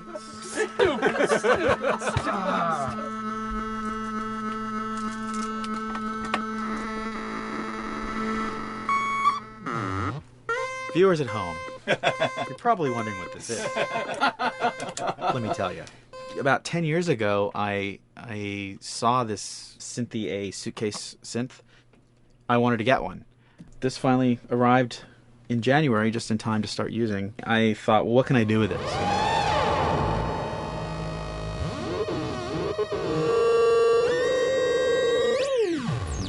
In Lakeside, there's a whiteout that happens, and this thing has a noise generator, which gives really convincing wind sound.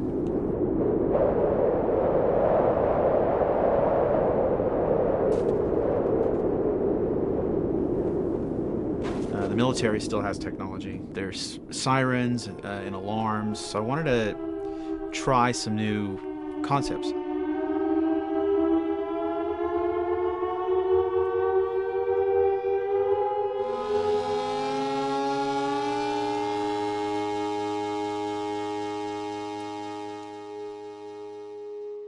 Man. What? Nothing, it's just... I've never seen anything like this, that's all. You mean the woods? Yeah. Never walked through the woods. It's kind of cool.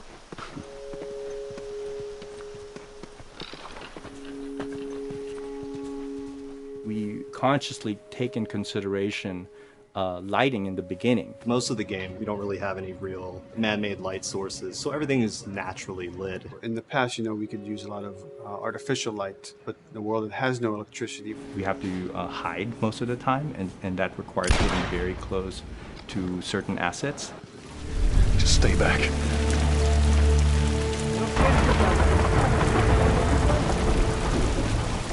Otherwise, can't. Detail's expensive, and if you build up too much of it, you end up running into technical problems, right? Your engine slows down. When the frame rate goes down, everyone can bring up the profiling tools and see which parts of the frame actually cause the drop of the frame rate. This is the profiling tool. These are all the SPUs. Here's the GPU, and then here's the PPU. You can see here's the main process and here's all the sub-processes, and you can see, tells you how many milliseconds and cycles it's taking. The programmers are whiz at modifying this stuff and realizing, oh my god, why is this thing so big? We're taking 10 milliseconds on this thing. And then that's when they come over and find somebody and hit them over the head with a club and be like, why are you doing this? I love, we put the 30 frames per second goal because that's what we shoot for. Someone nicely put the 60 frames per second goal. It's like, yeah, we're not going to hit that. Lighters usually can come up with different lighting setup that still looks great, but is less costly in terms of performance. Did you talk to the character artist about her hand? So her face is getting a lot of spec, but then her arm is just bone dry. You think something we can tweak in shader? We'll have to send back to character team Michael to take a look. I can play with the lights and see if that's creates more spec. Yeah. I've never ever focused so much on lighting and how much sensitivity there is to that here. One of the first lighting scenarios I had to do was like 7 a.m., like overcast. And I'd like wake up early and like take photos with my phone. What color are the shadows, what color is the light? It is a master's course unto itself of how to deal with ambient lighting because I've never had to use it so much. Man, this is kind of sad. What is? All this music that's just sitting here. No one's around to listen to it. I don't know. It doesn't seem right. All the characters cast soft shadows onto the environment. Even when there is no direct sunlight or no direct light sources, we still have nice fuzzy shadows. When you're walking down the hallway and you see your soft shadow goes along with you projecting on the wall on the environment, that make everything look real.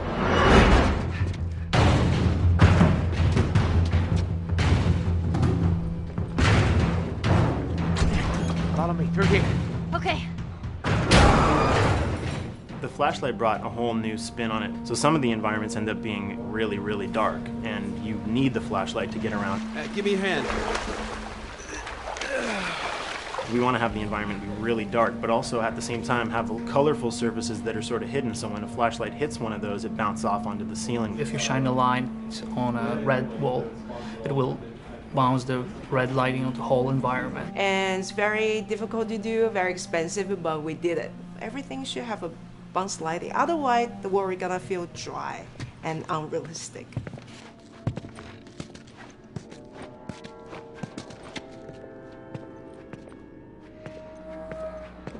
I guess this is where the assholes sleep. I mean, slept.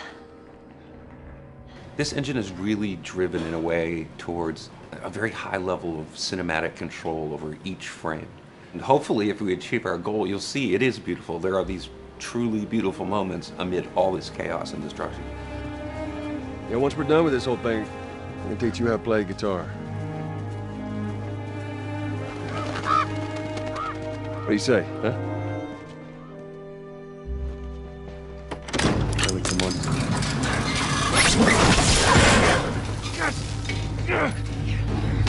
I got you. Damn it, Bill. What just happened? One of Bill's stupid traps. There, that fridge, it looks like that's a counterweight. Okay. The story really dictates sort of the arc of the overall pacing.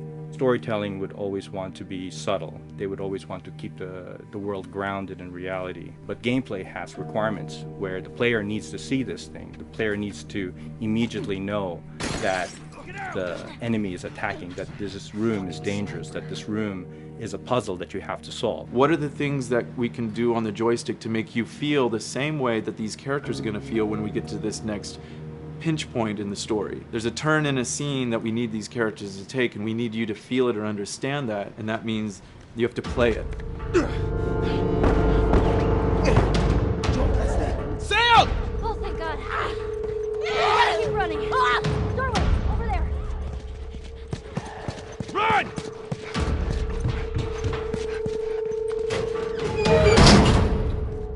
We really want to make sure that there's that contrast between the negative space and then the high tension spikes.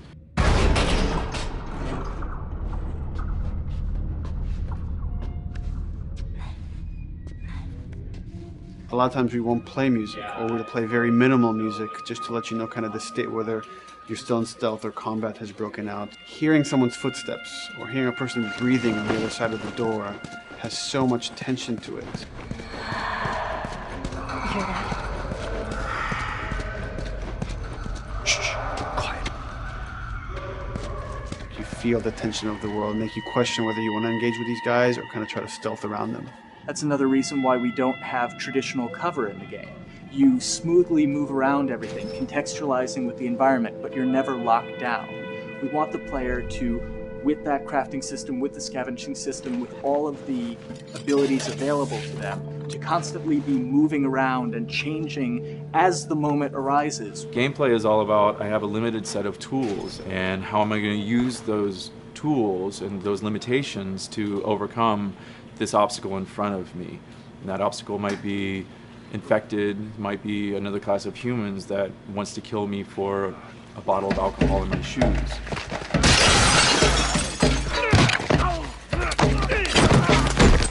It was important for us that we don't underplay the violence, because then the threat doesn't seem as real.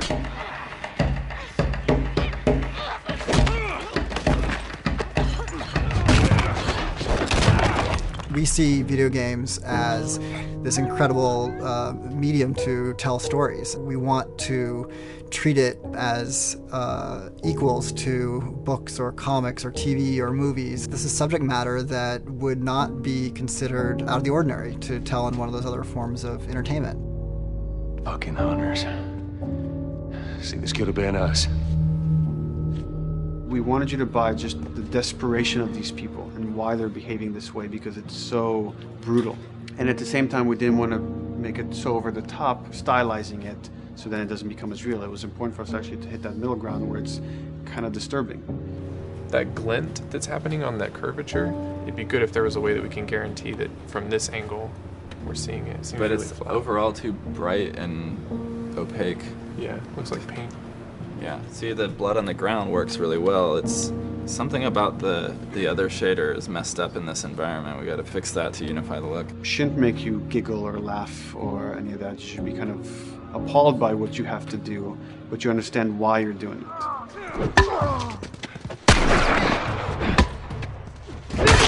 You want to feel each hit. You want to feel each concussive strike. Lives are at stake. You want a death animation to have impactful performance, not just have a guy keel over in a ragdoll.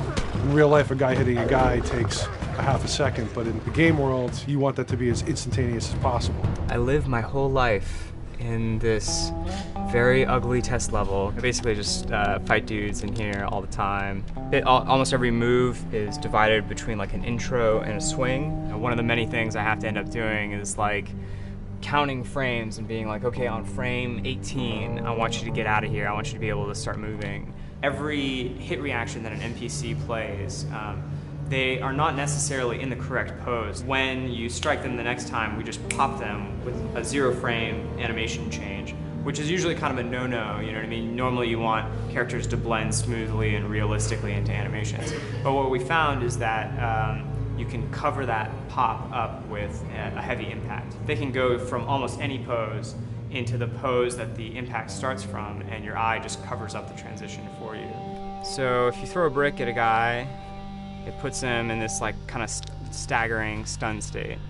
And that changes the moves that you do when you come up and punch him. So now I'm gonna come up and punch him, and now when you're punching him, because you've hit him down, you get this like auto aim moment where you get like a free headshot. I try to make it so that, you know, if you kind of know what you're doing, that you can set yourself up for 1 + 2 = 3. Right here! Memory on a console is a very precious resource. All of Joel's animations with every weapon, all the NPC animations, the stealth kills, you know, all of that stuff happening need to fit within a 4 meg to 5 meg memory footprint. This is a list of everything that's loaded in game and how much memory it's taking, because memory is our most precious resource right now. So we have a level, we call it the bookstore, it's in Hunter City, and this is a zone, for example. So when I set an AI to this zone, he will never leave its boundaries. I want guys to guard this exit where you have to go through, so I'll zone a couple guys around there to make sure that they, you know, they can fight you and use all this cover, but they want to stay around this door. This is another key component of the AI, is what we call the nav mesh. This defines the overall play space of where an AI knows he can or cannot go. Hey look, that's where a cover used to be, and there's a hole cut out for it. I gotta fix that. Here's some other wonderful things. See these little red polygons? Yeah, that means they're not linking right for some reason, so that means they can't really walk through here properly. It's a bug, and I need to fix it. Welcome to my life. Hey!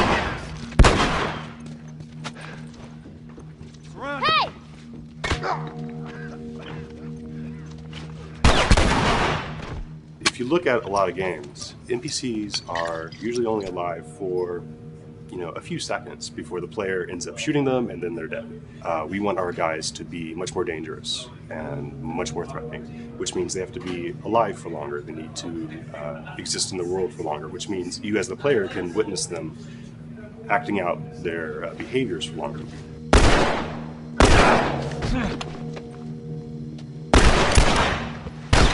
So we've been working really hard on our AI systems. Back of the box, biggest bullet is going to be like AI. So we tried a number of different prototypes with the buddies, including having Ellie be super independent of you. She would try to flank the enemies, get behind them, or get between you and them. And a lot of times those decisions should surprise you, just like a real person, a real character would surprise you. And we discovered after many different prototypes, the best thing for her to do generally is to stay very near you. You need the exploration, you need the scavenging, you need something to say like, okay, if we just crank it to 11 the whole time, then it's pinned up there and there's no time to breathe, no time to assess or analyze, and no time to really contrast. There's no way of shifting the pacing.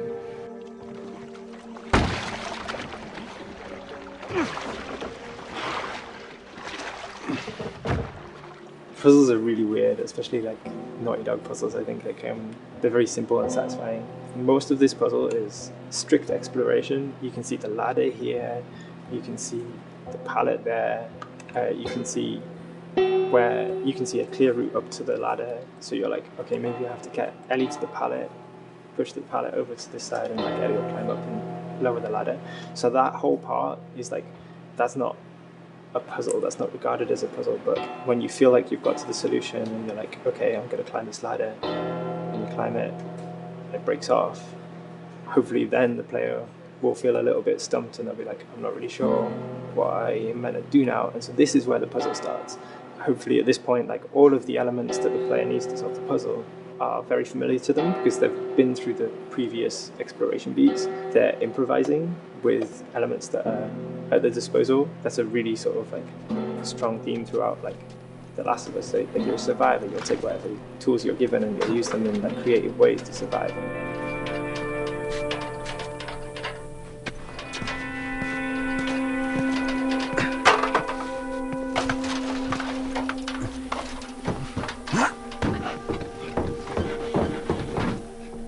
We set out to create something kind of new to Naughty Dog, this crafting system. Our lead designer, Jacob Minkoff, he got this book of like the survivalist handbook and homemade munitions and all sorts of funny stuff. Just start reading about, okay, if I was just wandering around in a collapsed society, this world, what stuff that seems like I could find? Alcohol and sugar, you know, if you want to make a smoke bomb. It's difficult to balance the right amount of resources against what you think the player's going to need and making sure that the player feels like they're getting just enough to survive, but not too much that they feel like they're a powerhouse.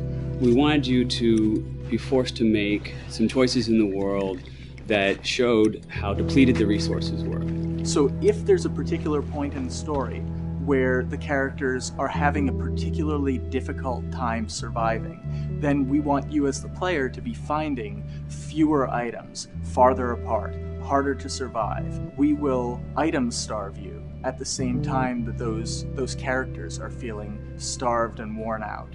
Then you expose something to them. Oh, here's a cache, and if I can just get into that cache. Oh, look, there's a wealth of things in here. God, I was so worried. My health was low. If I had run into a combat, because it's always that thing in your head, it's that Hitchcockian thing about the danger that you see is less meaningful than the danger that's in your head.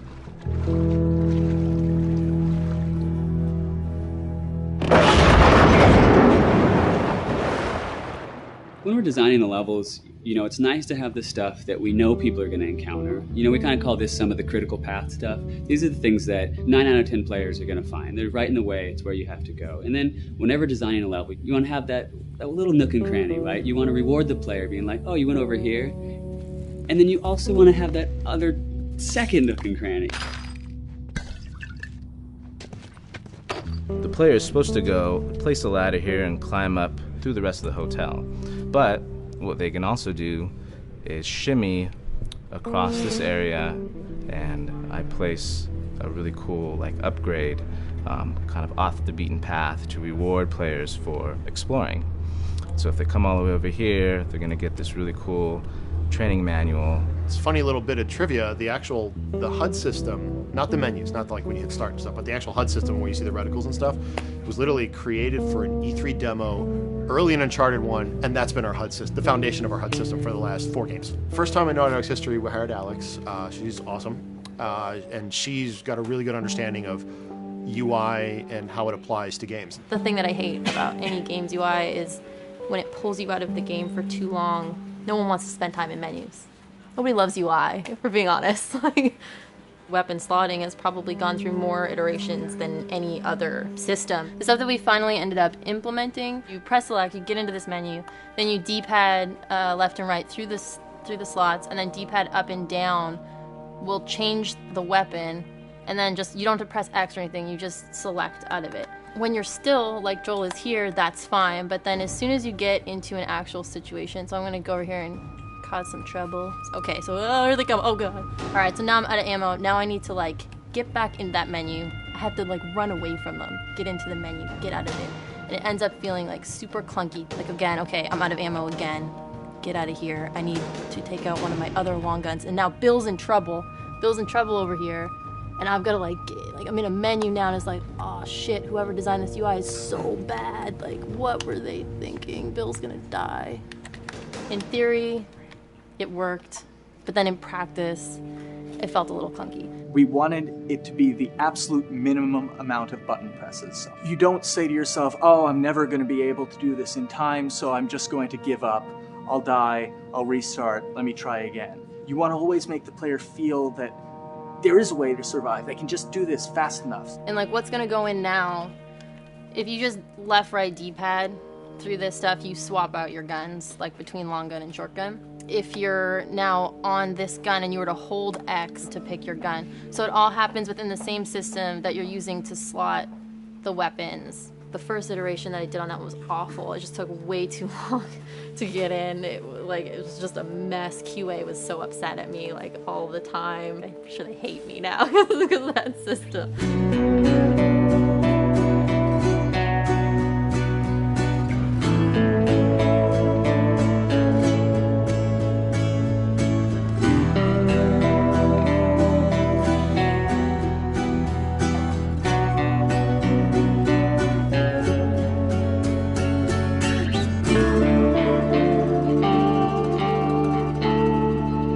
I think the way the industry is kind of maturing and changing in general, you're seeing a lot more focus and importance on refinement and polish. So having internal QA really helps. The industry is kind of changing from QA being this like tighten up the graphics on level 3 bro kind of vibe to like really being a more technical, mental investigative job. On the publisher side, it's more reactive towards the code being delivered in a stable, controlled environment. Whereas on the developer side, especially at Naughty Dog, we are going beneath the art and the design. We're given enough weight where we can go up to somebody and be like, look, you have to fix this. Why? Come over, I'll show you. That kind of feedback, I would love to be able to say like, that was us, but it gets so diffused throughout the iteration process that you're just kind of like adding your I guess like genes into the gene pool and then just seeing what happens, you know what I mean?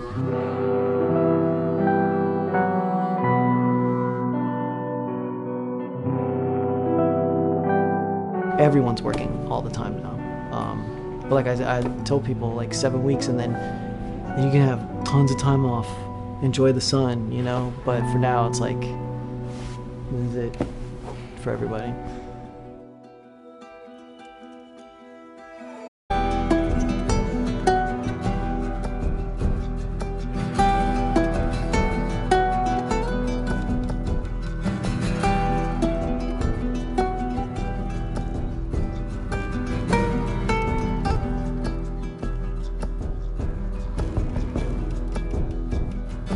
Crunching is part of making games. I feel it's human nature, right? If I'm gonna have a guest at home that's gonna come for a couple of weeks, I'm probably gonna clean their room just the day before they arrive, right? And I think it's the same thing. It's just like everything comes together at the end. I personally enjoy Crunch. I think you get this like absolute laser focus because it has to come together. There's a camaraderie that also comes There's a together. camaraderie, totally, yeah. The vibe is everywhere, you know what I mean? Everyone's kind of like giving it 150% at this point. We're getting there, right? You start to get these glimmers, and I don't think anyone who doesn't make games realizes how late in the process you get those glimmers. 1 week before we shipped that press demo, we're all like, this kind of sucks. What's going on here? It's like, we need to dig down and find this. And in 1 week, the fun came together. Like you're shooting at a guy and then somebody flanks you and you hit him and you avoid the other guy who's shooting you and then you flank and go behind cover and you're like, oh, that 5 seconds in that 15-hour game was really, really fun.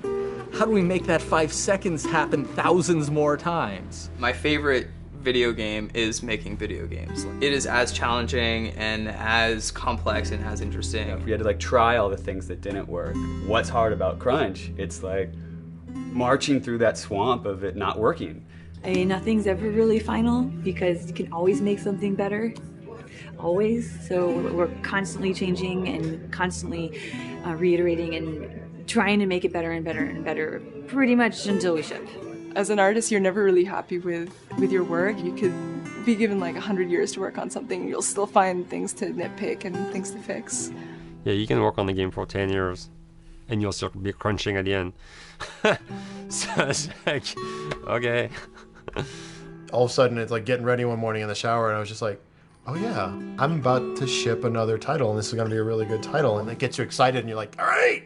Do I think the game's gonna be good? Yeah, it's gonna be awesome. I think it was good a little while ago, and now we're gonna make it extra kind of good. amazing. Yeah. What it will take to get there in these next 5 weeks is gonna be a lot. I'm excited. I have faith. Every time we're shipping a game, it's terrifying. You just hope for the best. You don't know, right? I mean, people have different opinions. We have to go with our guts, and I trust the team just to pull it off. This, hands down, is the hardest, most challenging thing I've ever done. We sweat a lot, and we worked a lot, and we all went home tired, you know? But I think that's you're gonna see that on the screen. I think that's gonna pay off. Ellie? Ellie? What? The ladder. Come on. Right. After David, Ellie's visibly distant. You could have done a cutscene to show, hey, you're being very distant, and she's not responding, but to also do that in gameplay to where it's something that you've done just countless times throughout the game with, let me boost you up here, get the ladder, bring it down so we can do this systemic thing, and the character responds with that, and you have to actually go over to her and go, hey, come on, the ladder, we've done this, let's do this. It's a subtle choice. Like Bruce and I talked from the beginning, is like we have these mechanics, how can we exploit them in a narrative sense? And that's one of those opportunities. I just think it's incredible that happens in-game. It's not a cinematic. It's something that adds weight to that controller when they're playing. Wow, so good! Let's go eat. Let's go eat.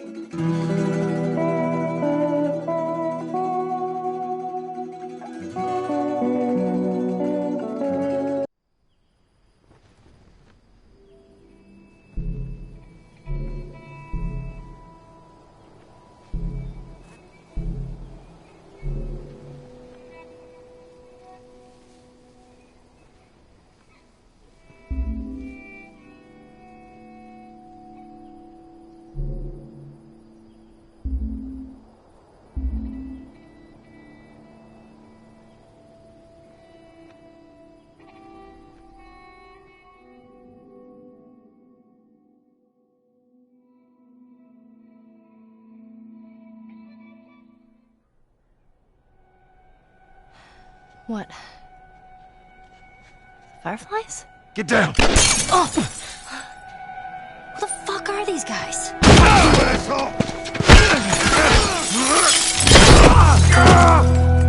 Stay the fuck back!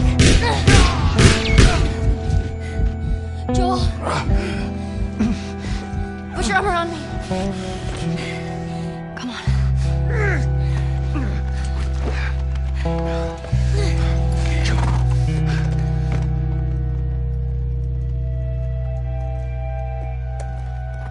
think we're safe. Joel? Joel? Shit. Joel, you're... Oh, get up, get up, get up. You gotta tell me what to do. Come on. You gotta get up. Joel?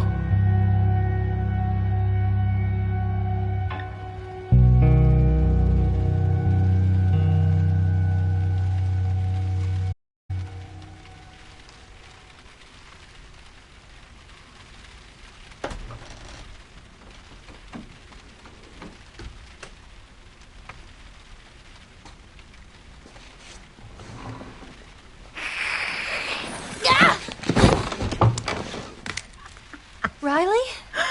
Ow. I landed on my hip. What the hell? I thought I was bitten. I know. It was kind of awesome. You're not gonna kill me, are you? I haven't seen you, and I don't even know how long. 45 days. Well, 46, technically. Wanna know what I've been up to? All this time, I thought you were dead. Yeah. Here. Look. No way. Still no roommate? I had to sleep under Liz for 3 years, and you know how bad that girl smelled. You're a firefly.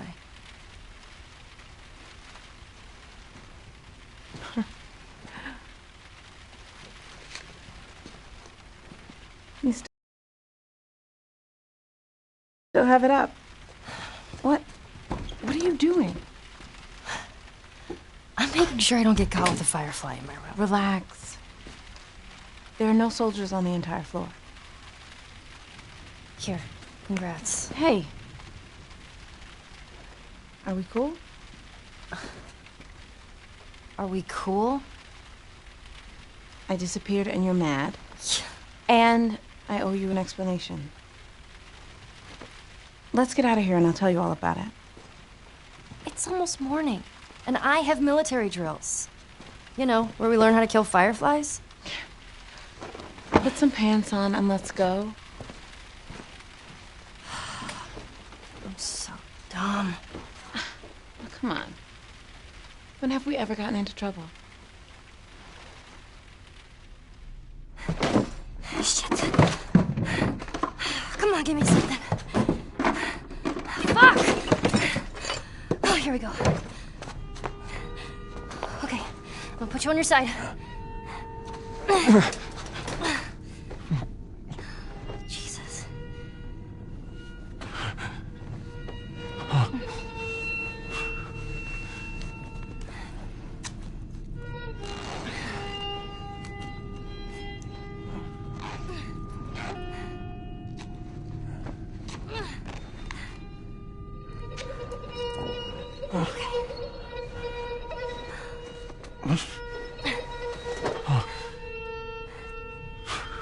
I should buy us some time. I'll find something to stitch you up, okay? Callus, keep an eye on him.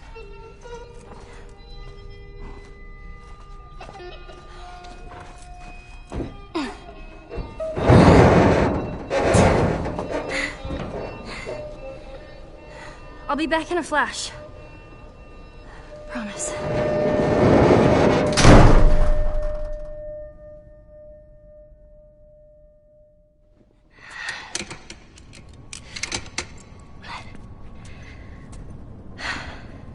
I totally got this. All right, now where the fuck do I go?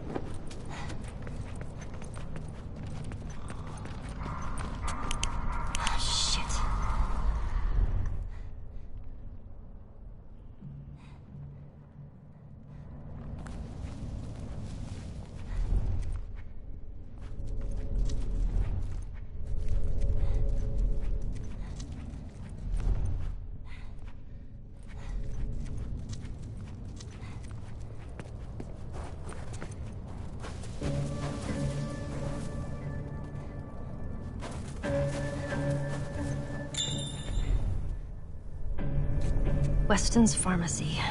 Oh, that sounds promising.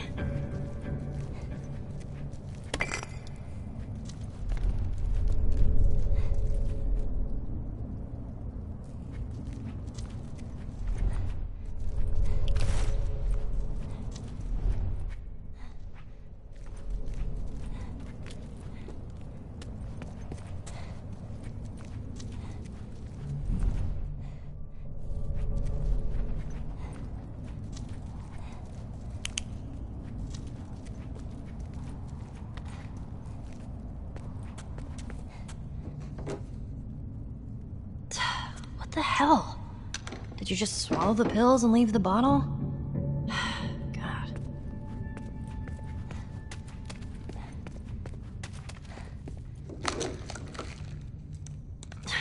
Come on! Of course. Everything's picked clean.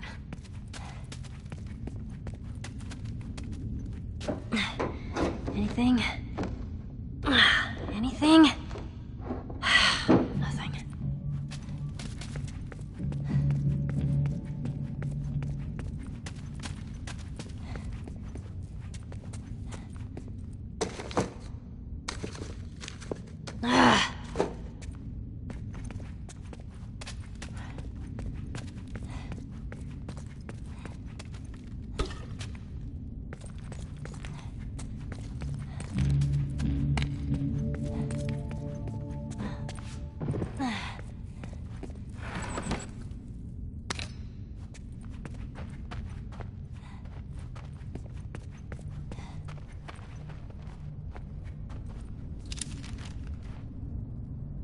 Pharmacist.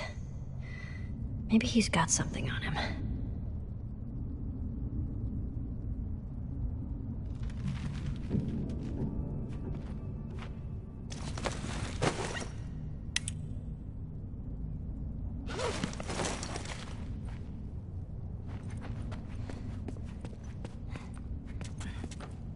Oh, come on.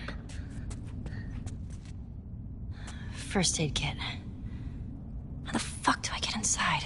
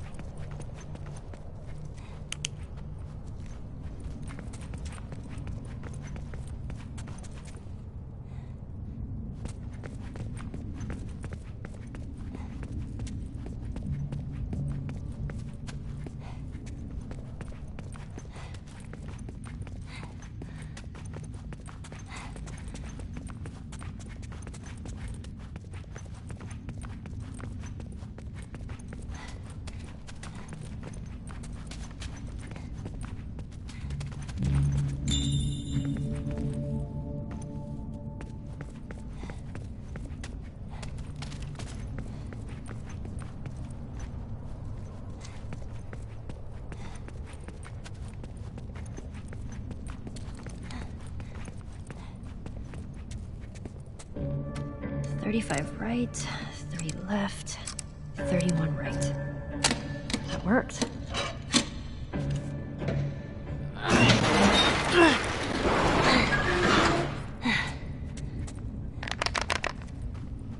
Shit, spores.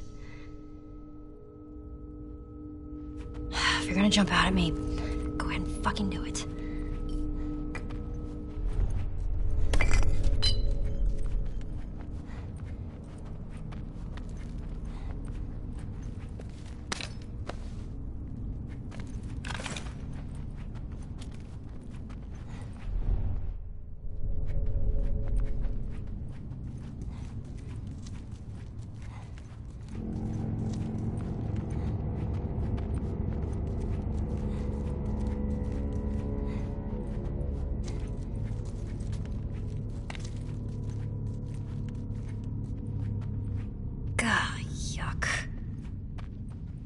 Oh man.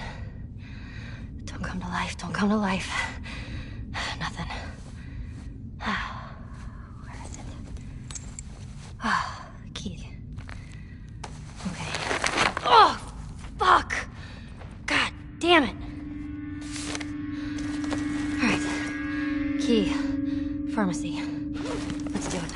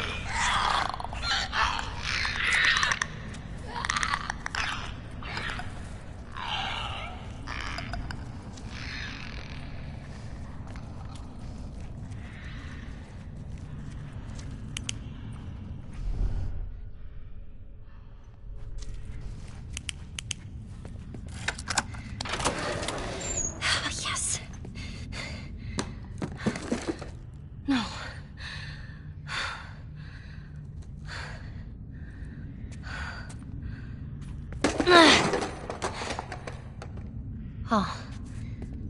A military helicopter. That's gotta have something. Hang in there, Joel. Not this way. Oh. Right. You're still fucking there.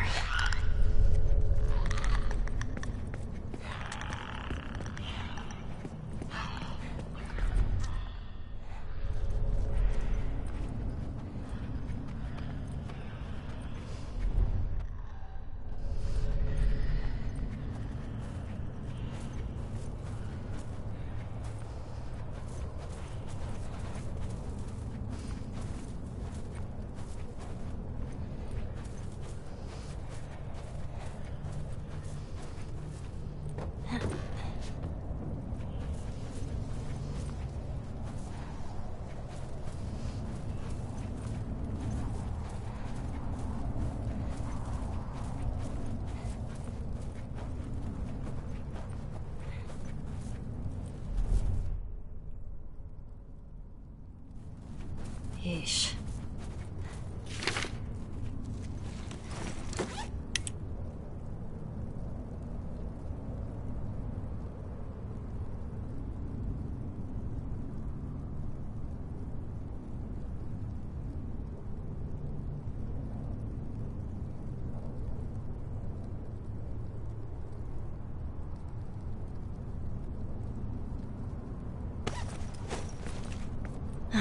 No sutures. Well, at least I can use this.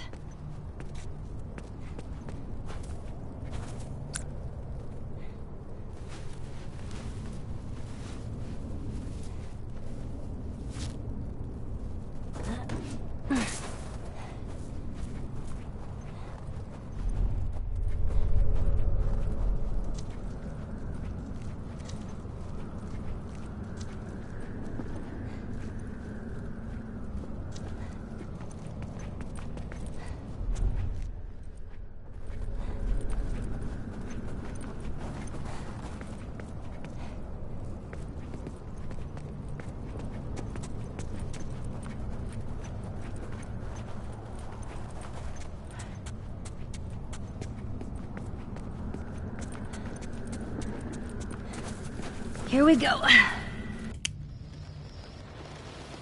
Hurry! Up here!